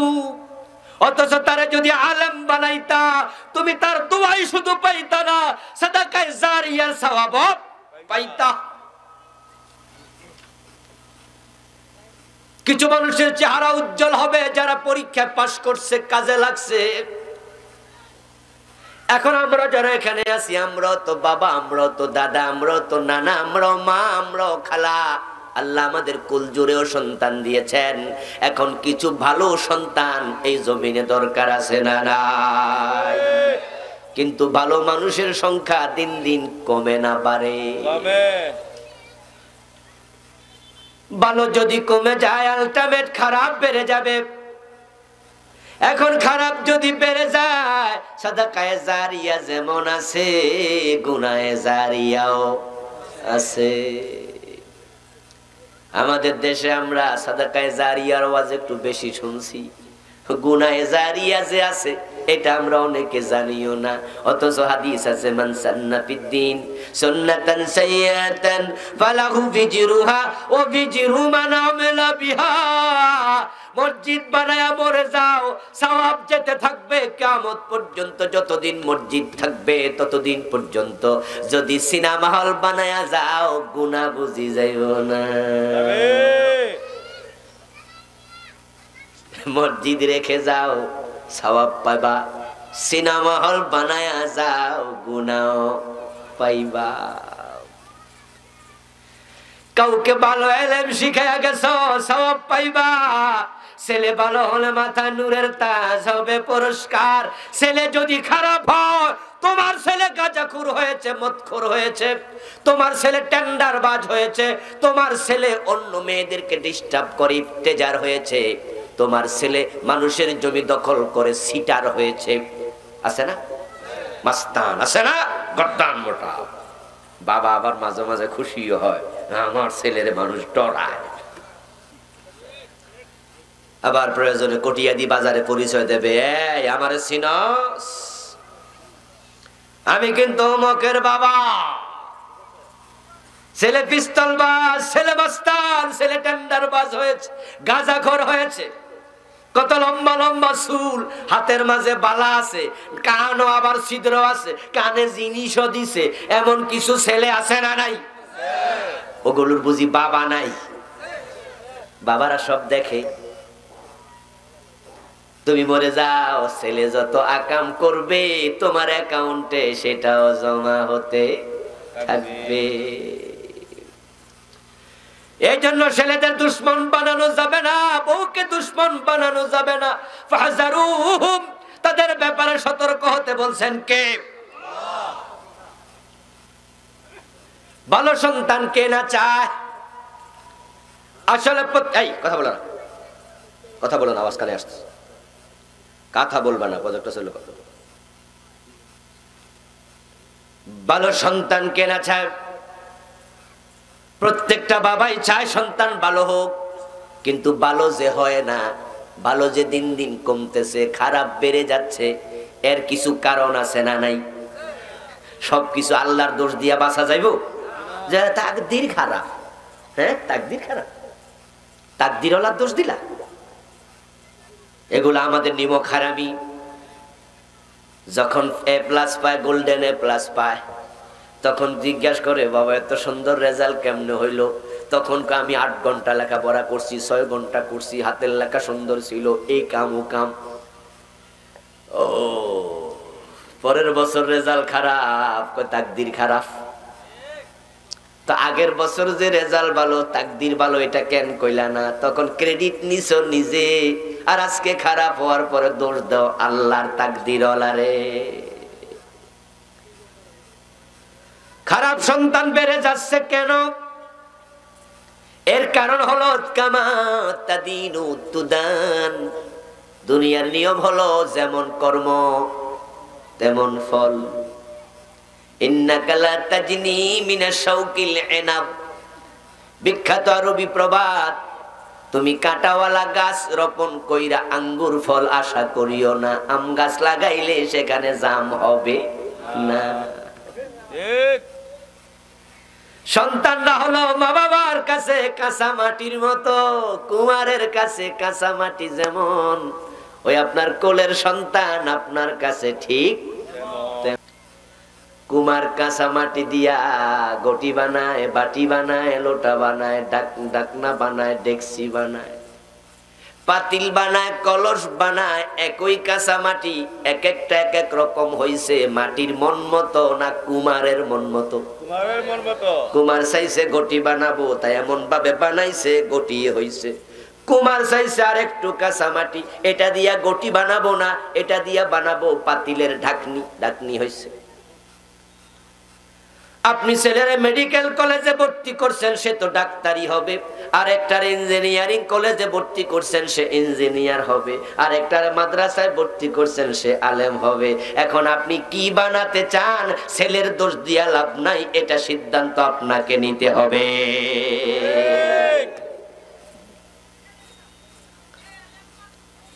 ভালো যে হয় না, দোষ আপনার, দোষ আপনার। ব্যতিক্রম আছে কিছু, হুজুর চেষ্টা করছি, হেফজখানায় পড়াইছি, মাদ্রাসায় পড়াইছি, পারি নাই, পোলাটা যায় না, বাইরে এলেও যায় না, এমন দুই একটা অভিযোগও আছে। এটা ব্যতিক্রম, আল্লাহ আপনারে ধরবে না। যেমন কেনান কাফের, এজন্য নূহ নবীরে আল্লাহ ধরবে না। কারণ নূহ নবী কি চেষ্টা করে নাই? আওয়াজ করেন না, কথা বলেন না। চেষ্টা করছে কিনা? চেষ্টা কিন্তু করছে। যখন ছেলেটা ডুবে যায় তখনও বলছি, ইয়া বুনাইয়ার কাব মানা, ডুবিস না, নৌকায় ওঠ, নৌকায় ওঠ। যখন কেনান ডুবে যায় তখনও বলছে, ডুবিস না, নৌকায় ওঠ। কেনান জানে সে নৌকায় উঠলে কালেমা পয়রা ওঠা লাগবো, তাই এতে রাজি না। ওই নৌকার টিকেটের নাম লা ইলাহা ইল্লাল্লাহ। এই কালেমাটা পরে টিকেট কাইটা নৌকায় ওঠো। ও আমার কলিজার টুকরা ছেলেয়া বুনাইয়া, ইবনি বলে নাই। ইবনুন মানি ছেলে, বুনাইয়া মানি আদরের ছেলে। কত মোহাব্বতের ডাক দিছে, ও আদরের ছেলে কেনান ওঠ, ওঠ তাড়াতাড়ি আয়। কেনান দূরে দাঁড়ায়া কয়, না না আমি তোমার সাথে নাই। সাউই ইলা জাবালিন ইয়াসিমুনি মিনাল মা। যে পানি চারিদিক থেকে আসতেছে, ও নূহ নবী বাবা আমার, তুমি ভাবছো আমি ডুবে যাব, তোমার সাথে নাই, আমি ওই পাহাড়ের চূড়ায় উঠবো। ইয়াসিমুনি মিনাল মা, পাহাড়ে উঠে গেলে তো আর পানি আমারে খুঁজেই পাইব না। নূহ নবী কয়, আজকে পাহাড়ও বাঁচাইতে পারবে না, লা আসিমালিয়াও, পাহাড়ও ডুবে যাবে। হে কয়, পাগলামি করো, জীবনে পাহাড় ডুবছে কোনদিন? নূহ আলাইহিস সালাম বলেছে, পাহাড় আজকে ডুববে, আজকে বাঁচতে পারবি না, ওঠ তাড়াতাড়ি ওঠ। চেষ্টা করছে কিনা? কথা কয় না, দুই চারজন কথা কয়, বাকিরা বলেন না কেন? চেষ্টা করছে কিনা? আপনিও করেন, চেষ্টা করতে থাকেন। কিন্তু আপনি উল্টা পাল্টা জায়গায় দেবেন, তারপরে আবার বলবেন হুজুর মানুষ হয় না, আমার কি দোষ, এসব চলবে না। একজন মহিলা তার বাচ্চা নিয়ে আমার বাসায় আসছে, আমি বাসায় নাই। আমার ওয়াইফের কাছে ওনারে পাইছে, পাইয়া কয় হুজুরের কাছে একটু দোয়া চাইয়েন, আমি আসছি বলবেন আমার সালাম দিয়ে। তারপরে হুজুরকে বলবেন আমার ছেলের জন্য দোয়া করতে, আমার ছেলে যেন হুজুরের মতো একজন বড় আলেম হয়। যদি আমি বড় নই, ওই মহিলা বলতেছে হুজুরের মতো বড় আলেম বানাইতে চাই, দোয়া করতে বলিয়েন, আমি পাইলাম না। তা আমার ওয়াইফ জিজ্ঞাসা করে, ছেলে পরে কই? ওই হাই স্কুলে, রেডিও কলোনি হাই স্কুল, এটার নাম আর কি, কই রেডিও কলোনি হাই স্কুলে। আমার বন্ধু আমার কাছে এবার দোয়া চাইলো, আমার ওয়াইফও মনে মনে হাসছে, বেশি কিছু আর বলে নাই। তা আমি কইলাম, সিটাঙ্গের গাড়িতে উইঠা যদি কো আল্লাহ আমারে ডাকা নিও হইব, পরে কয়া দিব আমি তো চেষ্টা করছি। আসলে এটা নয়, যথাযথ চেষ্টা দরকার আছে না নাই? যথাযথ চেষ্টা করে এবার দোয়া শুরু হবে। আগে বিয়াটা করো, তারপরে এবার ক আল্লাহ আমার বাচ্চা দাও। তুমি বিয়া করার আগে যদি কো বাচ্চা চাইছি, আল্লাহ দেয় না। কোন সন্তান খারাপ হয়ে আসে নাই, খারাপ হওয়ার জন্য আপনি দায়ী। এই পুরা কটিয়াদি থানায় যত আলেম আছে, যত মাদ্রাসার শিক্ষক আছে, মসজিদের ইমাম খতিবেরা আছে, তালিকা করেন, করে করে সাক্ষাৎকার নেওয়া শুরু করেন। কয়জন কামেল দাওরা পাস হুজুরের ছেলে মদ খায়? যদি আলেম পাওয়া যায় ৫,০০০, তাদের সন্তান মদ খায় এমন দুই একজন পাওয়া খুব জটিল, খুব জটিল। পাবেন না, পাবেন না। কারণ আলেমের সন্তান মদ খাবে কেমনে? আলেমরা তো মদ খায় না, আলেমরা তো বিড়ি টানে না। দুই একটা যদি পান সেটা কেনানের মতো, ঠিক না? এরপরে আবার কেউ কেউ বলবেন হুজুর অমুক তো কোনো চেষ্টা মেষ্টা করে নাই, বাপে নাই, হইছেই বাপ ছাড়া, মানে মায়ের পেটে থাকতে বাপ মরে গেছে, আছে না? হুজুর ও যে বড় আলেম হয়ে গেছে, আমনে কোন আমরার দোষ, হে হইল কেমনে? আমি বলবো এটা হলো ইব্রাহিমের বাবার মতো, বাবা কাফের, আল্লাহ ছেলেরে নবী বানাইয়া দিছে। এগুলো রেয়ার কেস, এক্সেপশনাল ম্যাটার। দুই একটা ব্যতিক্রম হবে, ব্যতিক্রম উদাহরণ হয় না। আপনার সন্তান ভালো হোক যদি আপনি চান, তাহলে আমি আপনাকে কয়েকটা টিপস দিয়ে যাই। আমার মায়েরা, আপনারাও চান সন্তান ভালো হোক। ভালো সন্তান চাইলে আপনাকে উদ্যোগী হওয়া লাগবে, কারণ বলছিলাম সন্তান কাঁচা মাটির মতো, তাকে আপনি চাইলে সারও বানাইতে পারবেন, চাইলে হুজুরও বানাইতে পারবেন। প্রথম কাজ হবে সন্তানের জন্য আল্লাহর কাছে মন খুলে দোয়া করা, বেশি বেশি দোয়া, বেশি বেশি দোয়া। কারণ ভালো মন্দ যাই হয় না কেন, প্রত্যেকটাতে আল্লাহর কুদরত আছে না নাই? আপনি বলেন না, আল্লাহ তুমি যদি মুশরিক আজরকে ইব্রাহিমের মতো সন্তান দিতে পারো, আমি তো মুশরিক নই, আমি তো মুমিন, আমি তো তোমার গোলাম, আমি তো তোমারে ভালোবাসি, আল্লাহ তুমি আমারও একটা নেক সন্তান দেও। বারবার বলতে থাকলে আল্লাহ যদি টিক চিহ্ন দিয়ে দেয়, আপনার ছেলে ইমাম আবু হানিফার মতো, ইমাম বুখারীর মতো বড় আলেম হতে পারবে। নবী আর আসবে না, কিন্তু ইমাম বুখারীর মতো আলেম আসবে না, এমন কথা তো কোরআন হাদিসে নেই।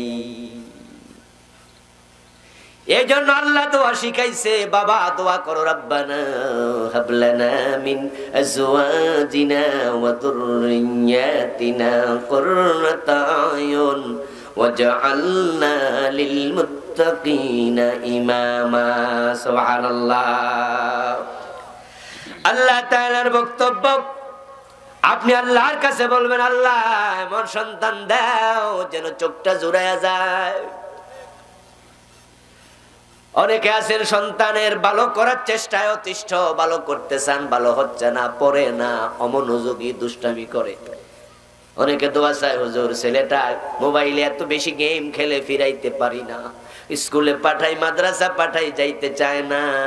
আমরা তখন বলি আল্লাহর কাছে বেশি বেশি দোয়া করতে থাকেন, বেশি বেশি দোয়া করতে থাকেন। আল্লাহ দোয়া কবুল করলে মানুষের অন্তর আল্লাহর দুই আঙ্গুলের মাঝখানে, চাইলে তিনি আবার ফিরিয়ে দিতে পারেন।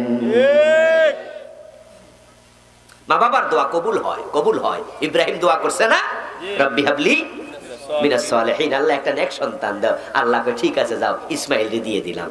সুবহানাল্লাহ, সুবহানাল্লাহ। ইসমাইল পাইয়া গেছে দোয়া কইরা।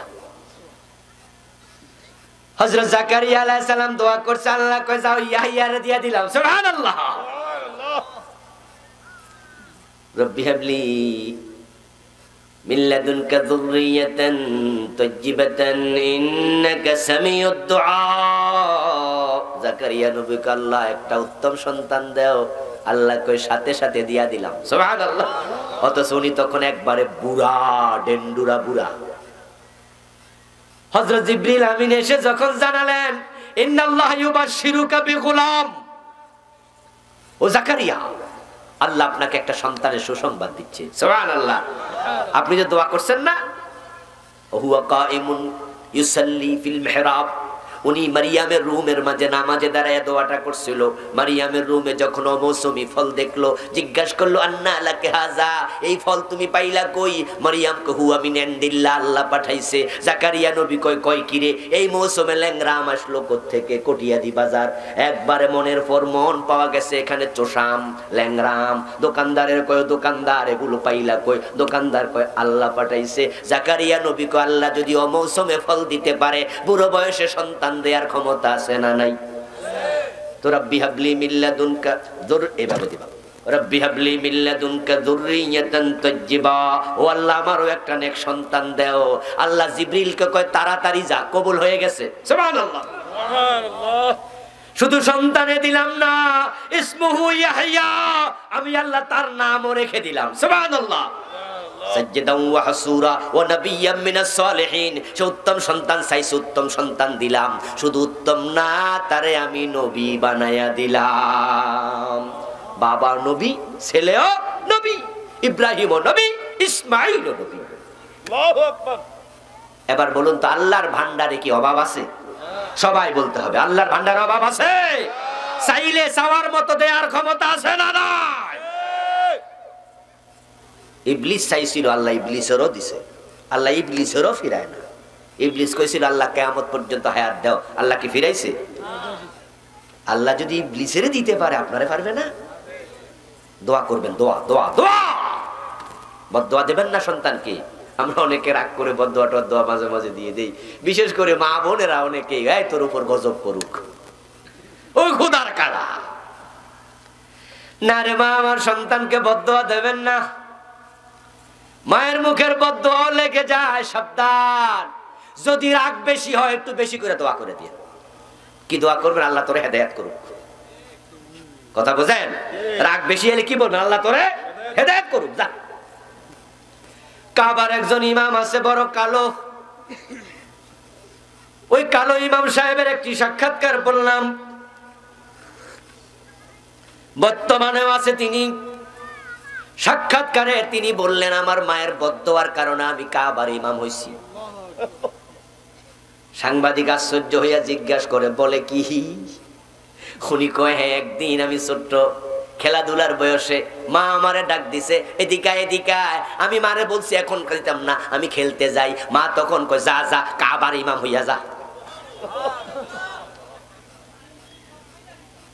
বুঝলেন? রাগ করে যা যা যা, আইবি না এখন, যা কাবা শরীফে ইমামতি করগা যা। আমি অযোগ্য মানুষ, কালো মানুষ, আমার মা যে কইছিল যা যা কাবার ইমামতি করগা, আমার আল্লাহ ঠিক চিহ্ন দিয়া দিলাম। ভালো সন্তান যদি চান, ভালো মা দেন।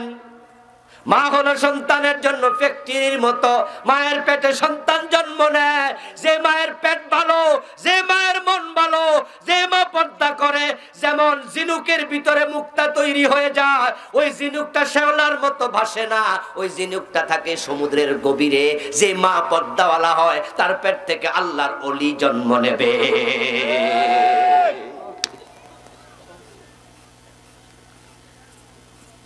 যে মা পেট দেখায়া পিঠ দেখায়া হাঁটে, ওই মার পেট থেকে ভালো সন্তান আশা করা যাবে না।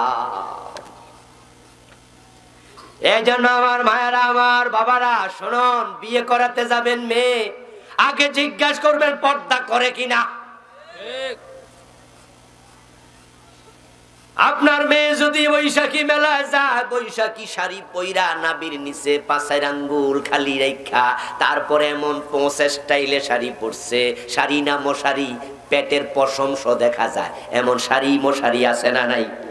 রাস্তায় হাঁটছে, পরপুরুষ তাকাইছে, তোমার নাভি দেখছে, পেট দেখছে। মা শোনো, তোমার বুকের নিচ থেকে তোমার নাভির নিচ পর্যন্ত এখানে 1 হাত পরিমাণ জায়গা আছে। এই জায়গাটা বড় দামি জায়গা, এখানে মানুষের জন্ম হয়। ওই জায়গার হেফাজত করিও। যেই পেটের দিকে পরপুরুষের নজর পড়ে গেছে, আন-নাজরু সামুম মাসমুমিম মিন সিহামিশ শয়তান। রাসূলের বক্তব্য, পরপুরুষের খারাপ নজর হলো শয়তানের বিষ মিশানো তীর। আন-নাজরু সামুম মাসমুম, বিষ মিশানো তীর, মিন সিহামিশ শয়তান। যেই বুক পর পুরুষ দেখে, ওই বুকের দুধ খাইয়া সন্তান ভালো হবে না। মায়ের কোল হলো সন্তানের জন্য ইউনিভার্সিটির মতো। হেদনুল উম্মাহাত হিয়াল মাদ্রাসাতুল লিল বানিনি ওয়াল বানাত। মা যদি ইংরেজ হয়, সন্তান ইংরেজি শিখে। মা যদি আরবিয়ান হয়, সন্তান আরবি ভাষায় কথা বলে। মা যদি বাঙালি হয়, সন্তান বাংলা ভাষায় কথা বলে। মা যদি নামাজি হয়, সন্তান নামাজি হয়ে যায়। মা যদি বেপর্দায় চলে, সন্তান পর্দাওয়ালা হয় না। এজন্য ভালো মা দিও, ভালো মা, ভালো মা। হযরত ওমর রাতের বেলায় ঘুরতে যাইয়া মা মেয়ের কথা শুনেছে, দুধে পানি দাও। গল্পটা মনে আছে না নাই? ওই মেয়েটাকে ছেলের বউ বানাইছে, কারণ তিনি শুনেছেন মা বলে দুধে পানি দাও, মেয়ে বলে ওমরে মানা করছে। মা বলে ওমর তো দেখবে না, মেয়ে বলে ওমরের আল্লাহ তো দেখে। ওমর গল্প শুনে বুঝেছে মেয়েটার কলবের মাঝে তাকওয়া আছে, এটাই দরকার। ছেলেরে বিয়ে করাইছে। কত বড় শিক্ষিত সেটা তালাশ করা দরকার নাই, এটা পরে পরে পরে। এমএ পাশের অভাব নাই, বিএ পাশের অভাব নাই, কিন্তু ভালো মার বড় অভাব। তাই মেয়েটা কোরআন পারে কিনা, পর্দা পরে কিনা, এই বিষয়গুলো খেয়াল রেখে ছেলেকে বিয়ে করাতে হবে। এখন ছেলের বাবার আজকে সিদ্ধান্ত নিল আমরা পর্দাওয়ালা মেয়ে বিয়ে করাবো, কোরআনওয়ালা মেয়ে বিয়ে করাবো। কিন্তু মেয়ের বাবারা যদি মেয়েকে পর্দা না করায়, কোরআন না পড়ায়, ছেলের বাবারা ভালো মেয়ে পাবে কই? এজন্য মেয়ের বাবারাও উদ্যোগী হওয়া দরকার আছে না নাই? তোমার মেয়েকে বোরকা সিলাইয়া দিবা ডেফিনেটলি। ক্লাস 3-4 ওঠার পরে তার মাথায় স্কার্ফ পরাবা। যখনই তার বুকের মাঝে সৌন্দর্য মেলে আসবে, বুঝবা বুকটা সৌন্দর্য আসছে, তাকে অবশ্যই বোরকা সিলাইয়া দিবা। পরপুরুষের নজর তোমার মেয়ের বুকে পড়তে দিবা না। বোরকা পরায় মেয়েটা পাঠাও বাবা, পর্দা করাও, তোমার মেয়েকে কোরআন পড়াও, তুমি হাসান হোসাইনের মতো নাতি পাইবা। হাসান হোসাইনকে নিয়ে বিশ্বনবী গর্ব করতেন, তুমি এমন নাতি পাইবা, তুমি দুনিয়া আখেরাতে নাতিকে নিয়ে গর্ব করতে পারবা। সন্তানকে কোরআনের তালিম দেবেন, একটু বড় হবে, যখনই কথা বলতে শিখবে তখনই তাকে আপনার পারিবারিক মূল্যবোধ সন্তানকে আপনি প্রথমে সালাম দেবেন, দেখা হলেই সালাম দেন, ঘরে ঢুকলেই সালাম দেন, কোনো মেহমান আসলে বলবেন যাও সালাম দাও, কলিং বেলে টিপ দিয়েছে দরজা খুলে সালাম দাও, অমুক ঘরে আন্টি আসছে তোমার ঘরে বেড়াইতে, দেখলে সালাম দাও। দেখবেন আপনার সন্তান কিছুদিন পরে সবাইকে সালাম দিতে শিখবে। আপনি কুমারের মতো কাঁচামাটি আপনার হাতে কি করবেন আপনি ভাবেন? আপনার সন্তান আল্লাহর কাছে মামলা দেবে, দুশ্মনী করবে, এমন সন্তান দরকার নাই। মানুষ ঘরে এসে জিজ্ঞাসা করে কেমন আছো বাবু, আপনি শিখিয়ে দেন, বলো আলহামদুলিল্লাহ ভালো আছি। সন্তান যদি কারোর সাথে কখনো কোনো মিথ্যা বলে, সাথে সাথে বলে দেবেন বাবা মিথ্যা বলা যাবে না। সন্তানের সাথে কখনো মিথ্যা বায়না ধরবেন না, মিথ্যা ওয়াদা করবেন না। বাবু তুমি ঘুমাইয়া যাও, ঘুমাইলে সকাল বেলায় তোমাকে 10 টাকা দেব। সকালবেলা ঘুম থেকে ওঠার পরে যদি 10 টাকা না দেন, সন্তান বুঝবে বাবা মিথ্যা কথা বলে। সুতরাং সন্তানও মিথ্যা কথা শিখে যেতে।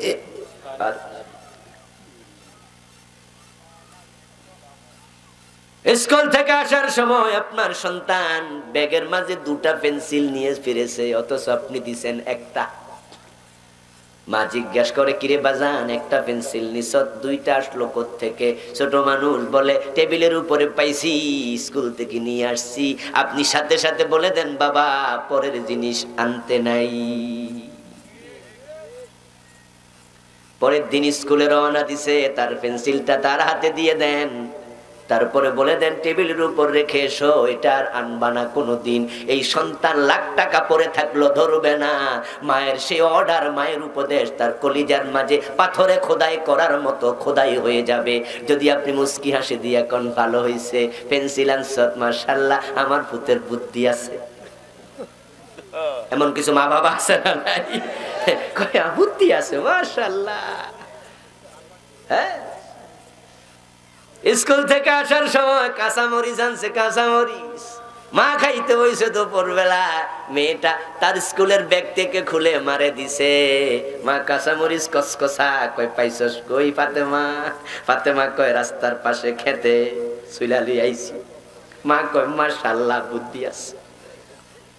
এই যে তুমি মাশাআল্লাহ বুদ্ধি আছে কইছো, পেন্সিল আনছে আজকে, কাঁচামরিচ আনছে আজকে, বড় হইলে পরের গরু চুরি করতে পারে। এই জন্য সন্তানের দোষ বেশি না মা বাবার দোষ বেশি? আরে বাবা বিড়ি খায়, ছেলেরে দিয়া বিড়িতে আগুন লাগায় আনে, এমন বাবা আছে না নাই? এ আব্দুল্লাহ কইরে ফুত ফুতে কয় কি বাবা? জোহরের নামাজ, জোহরের খাইয়া টাইয়া রানসাওয়ারের পরে শুইয়া শুইয়া ছেলেরা ডাইকা কয় পাকঘর থেকে একটা বিড়ি ধরাইয়া আনতো। ছেলের সামনে বিড়ি টানে এমন বাপ আছে না? তো হে তোমার থেকে কি শিখবো? এটাই তো শিখবো, এটা স্বাভাবিক। সন্তান বড় অনুকরণ প্রিয় হয়। মনে রাখবেন, সন্তানের কাছে তার বাবার চেয়ে বড় কোনো নায়ক নাই। বাবা হলো সন্তানের কাছে সবচেয়ে বড় হিরো। ডাক্তারের ছেলেরা বলে ডাক্তার হতে চাই, ছোটবেলায় অবুঝ অবস্থা জিজ্ঞেস করবেন। ইঞ্জিনিয়ারের ছেলেও বলবে আমার বাবার মতো হব। আমার সন্তানকে অনেকে জিজ্ঞাসা করে, ছোটগুলো বড়গুলো তো বুঝ হইছে, ছোটটিরে জিগায় তুমি বড় হইলে কি হইবা? কাব্বার মতো হুজুর হম। বাবা হলো সন্তানের কাছে বড় মহানায়ক। এখন আপনি যদি বিড়ি টানেন, সন্তান তো এটা শিখবে। আপনি যে বাবা, আপনি বললেন বিড়িটা ধরায় আন, সন্তান বিড়ি ধরাইতে পাক ঘরে গেল, চুলার মাঝে আগুন লাগাইয়া ডানে বামে তাকায়া মনে মনে কয় আমার আব্বা যে এত চোখ বন্ধ কইরা টান মারে, আল্লাহ জানে কি মজা এটার ভিতরে আছে। এত ডানে বামে তাকায়া দুই একটা টান মারার সম্ভাবনা আছে না নাই?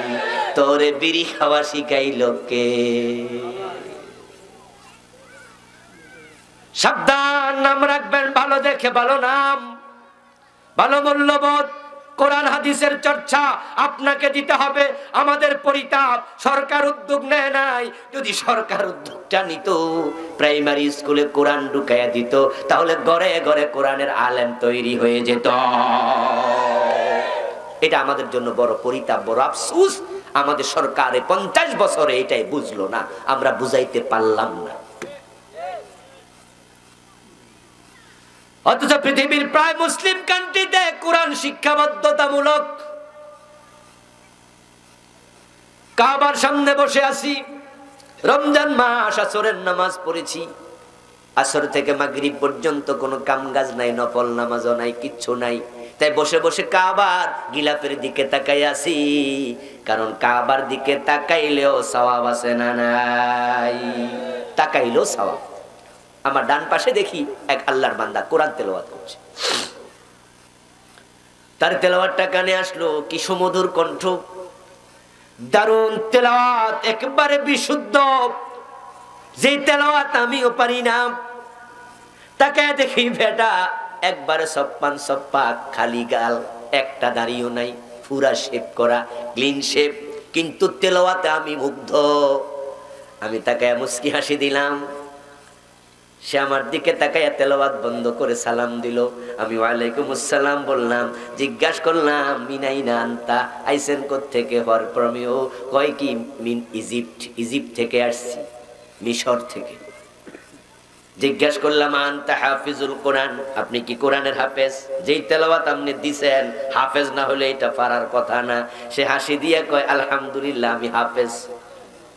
কিরে দাড়ি নাই মোছ নাই? কয় কিরে হাফেজ। জিজ্ঞাসা করলাম মাহরফাতু, কি করেন, পেশা কি? আনা মুহান্দিস, আমি একজন ইঞ্জিনিয়ার। আরো আশ্চর্য হলাম, ইঞ্জিনিয়ার কোরআনের হাফেজ। কই কিরে, আমাদের দেশে কত ইঞ্জিনিয়ার দেখে দেখে কোরআন তেলাওয়াতটাই করতে পারে না।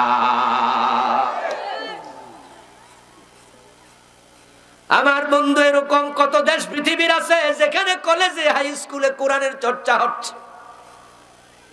সরকার কত সাবজেক্ট ঢুকাইছে। আমাদের সময় সাবজেক্ট ছিল 10টা 11টা, এখন ইন্টারমিডিয়েট লেভেলে 14-15টা, এসএসসি লেভেলও। বাংলা হয়ে গেছে 200, ইংরেজি হয়ে গেছে 200 নাম্বার। আমাদের সময় কত ছিল? কথা কোন? 100। আমাদের সময় 100 ইংরেজি, 100 বাংলা, এখন 200। এখন কম্পিউটার সায়েন্স ঢুকে গেছে ইন্টারমিডিয়েট লেভেলে, ক্লাস 9-10ও আছে, তখন আমাদের সময় ছিল না। এখন শারীরিক শিক্ষা ঢুকছে, আরো কত ঢুকছে, এগুলোর খুব গুরুত্ব, কিন্তু কোরআনের কোনো গুরুত্বই নাই। অথচ এটাই ছিল সবচেয়ে বেশি গুরুত্বপূর্ণ। ইংরেজি শিখা দরকার নাই, না শিখলে আল্লাহ ধরবো না। শিখা হলো মোবা, লাভ আছে, না শিখলে কোনো লস নাই। অঙ্ক না মনে আছে,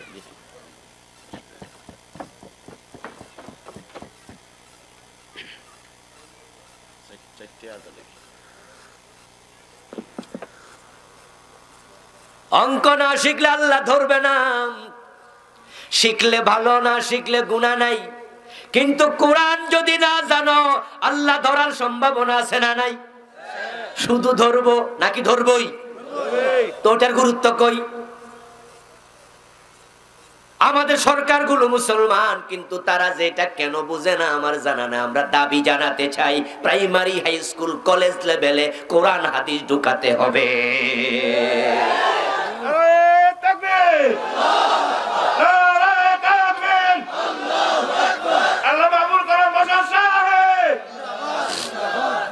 আমার বন্ধু প্রাইমারিতে যদি কোরআন ঢুকায় দেয়া যেত, ক্লাস 1 আলিফ বা তা সা কায়দা শেষ, ক্লাস 2 তে কোরআন শরীফ পড়া শুরু, ক্লাস 3 তে কোরআন রিডিং পড়া শেষ, ক্লাস 4 5 থেকে আলাম তারা 10টা সূরার অর্থ শেষ, ক্লাস 6 থেকে সূরা বাকারা শুরু করে দাও, 30 পারা পড়ায়া দাও। এইভাবে যদি সামনে আগাও, তোমার ছেলে মেডিকেলে ডাক্তার হয়ে সাথে সাথে কোরআনের আলেম হয়ে যেত, ইঞ্জিনিয়ার হতো, আলেম হতো, প্রফেসর হতো, কোরআনের আলেম হতো। সরকার এটা করে না, এজন্য তাদেরকে আল্লাহর কাছে জবাব দিতে হবে। এখন তারা করে নাই, তারা করবে কি করবে না তাদের ব্যাপার, কিন্তু বাবা হিসাবে কোরআন শিখানো আমাদের দায়িত্বের অন্তর্ভুক্ত আছে না নাই? এজন্য আপনারা সবাই এটা করবেন, সবাই সবাই সবাই। আপনার সন্তানকে অবশ্যই কোরআন শেখাতে হবে। কোরআন এমন এক কিতাব যেটা হাতে তুলে দেন, যেই হাতে কোরআন ওঠে ওই হাতে কোনোদিন মদের বোতল উঠবে না। কিন্তু দেশ এখন ইয়াবার সাগরে ভাসতেছে।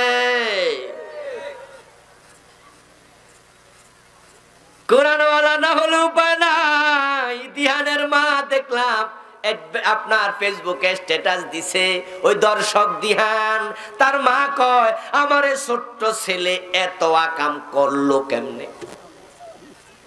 আমি তো নিজেও বুঝি না। করবে না কেন? যেই হাতে কোরআন তুলে দাও না ওই হাতে মদের বোতল এবং পিস্তল ওঠার সম্ভাবনাও আছে না নাই? এজন্য মা বাবা তুমি 1 নাম্বার দায়ী। এজন্য আসুন আমরা কোরআনের আলোকে সন্তানগুলোকে মানুষ করতে চাই, কোরআন হাদিস অনুসরণ করে নিজের সমাজ পরিবার সাজাতে চাই, দেশটাকে সাজাতে চাই। আপনারা আমরা যদি একমত হওয়া শুরু করে দেই, কোরআনের বিধান ঠেকানোর ক্ষমতা কোনো জালেমের হবে না। আল্লাহ তাআলা এর আলোকে সমাজ গঠন করার তৌফিক দিন, বলুন আমিন। সম্মানীয় ভাইয়েরা, আজকের এই মাহফিলটা হয়েছে গাগোয়ের উত্তরপাড়া নতুন জামে মসজিদের উদ্যোগে। ছোট্ট একটি মসজিদ, আমিও সেখানে আজকে জোহর পড়েছি। ওনারা একটু বড় পরিসরে করতে চায়। ভালো কাজে সাহায্য করলে কমে না, সাদাকায়ে জারিয়া। আপনারা বলুন তো, মসজিদে একটু সহযোগিতা করা দরকার আছে না নাই? করবেন তো ইনশাআল্লাহ? আপনারা পকেটে হাত দেবেন বিসমিল্লাহ বলে, যার যা তৌফিক 10 20 50 100 1000 আপনারা দেবেন এখন আজকে নগদ। এরপরে আল্লাহ যাদেরকে সামর্থ্য দিয়েছে, যে ওয়াজটা আমি করেছি, আপনার সম্পদ আপনার জন্য পরীক্ষা, আপনার সম্পদ হতে পারে আপনার জন্য আখিরাতে সাদাকায়ে জারিয়া ওসিলা। আমরা ভবিষ্যতেও ইট দেব, বালি দেব, সিমেন্ট দেব, হালাল টাকা থেকে আমরা দান করব। আল্লাহ তৌফিক দিন, বলেন আমিন। আমরা দোয়া করব, উঠে পরিবেশটা নষ্ট করবেন না।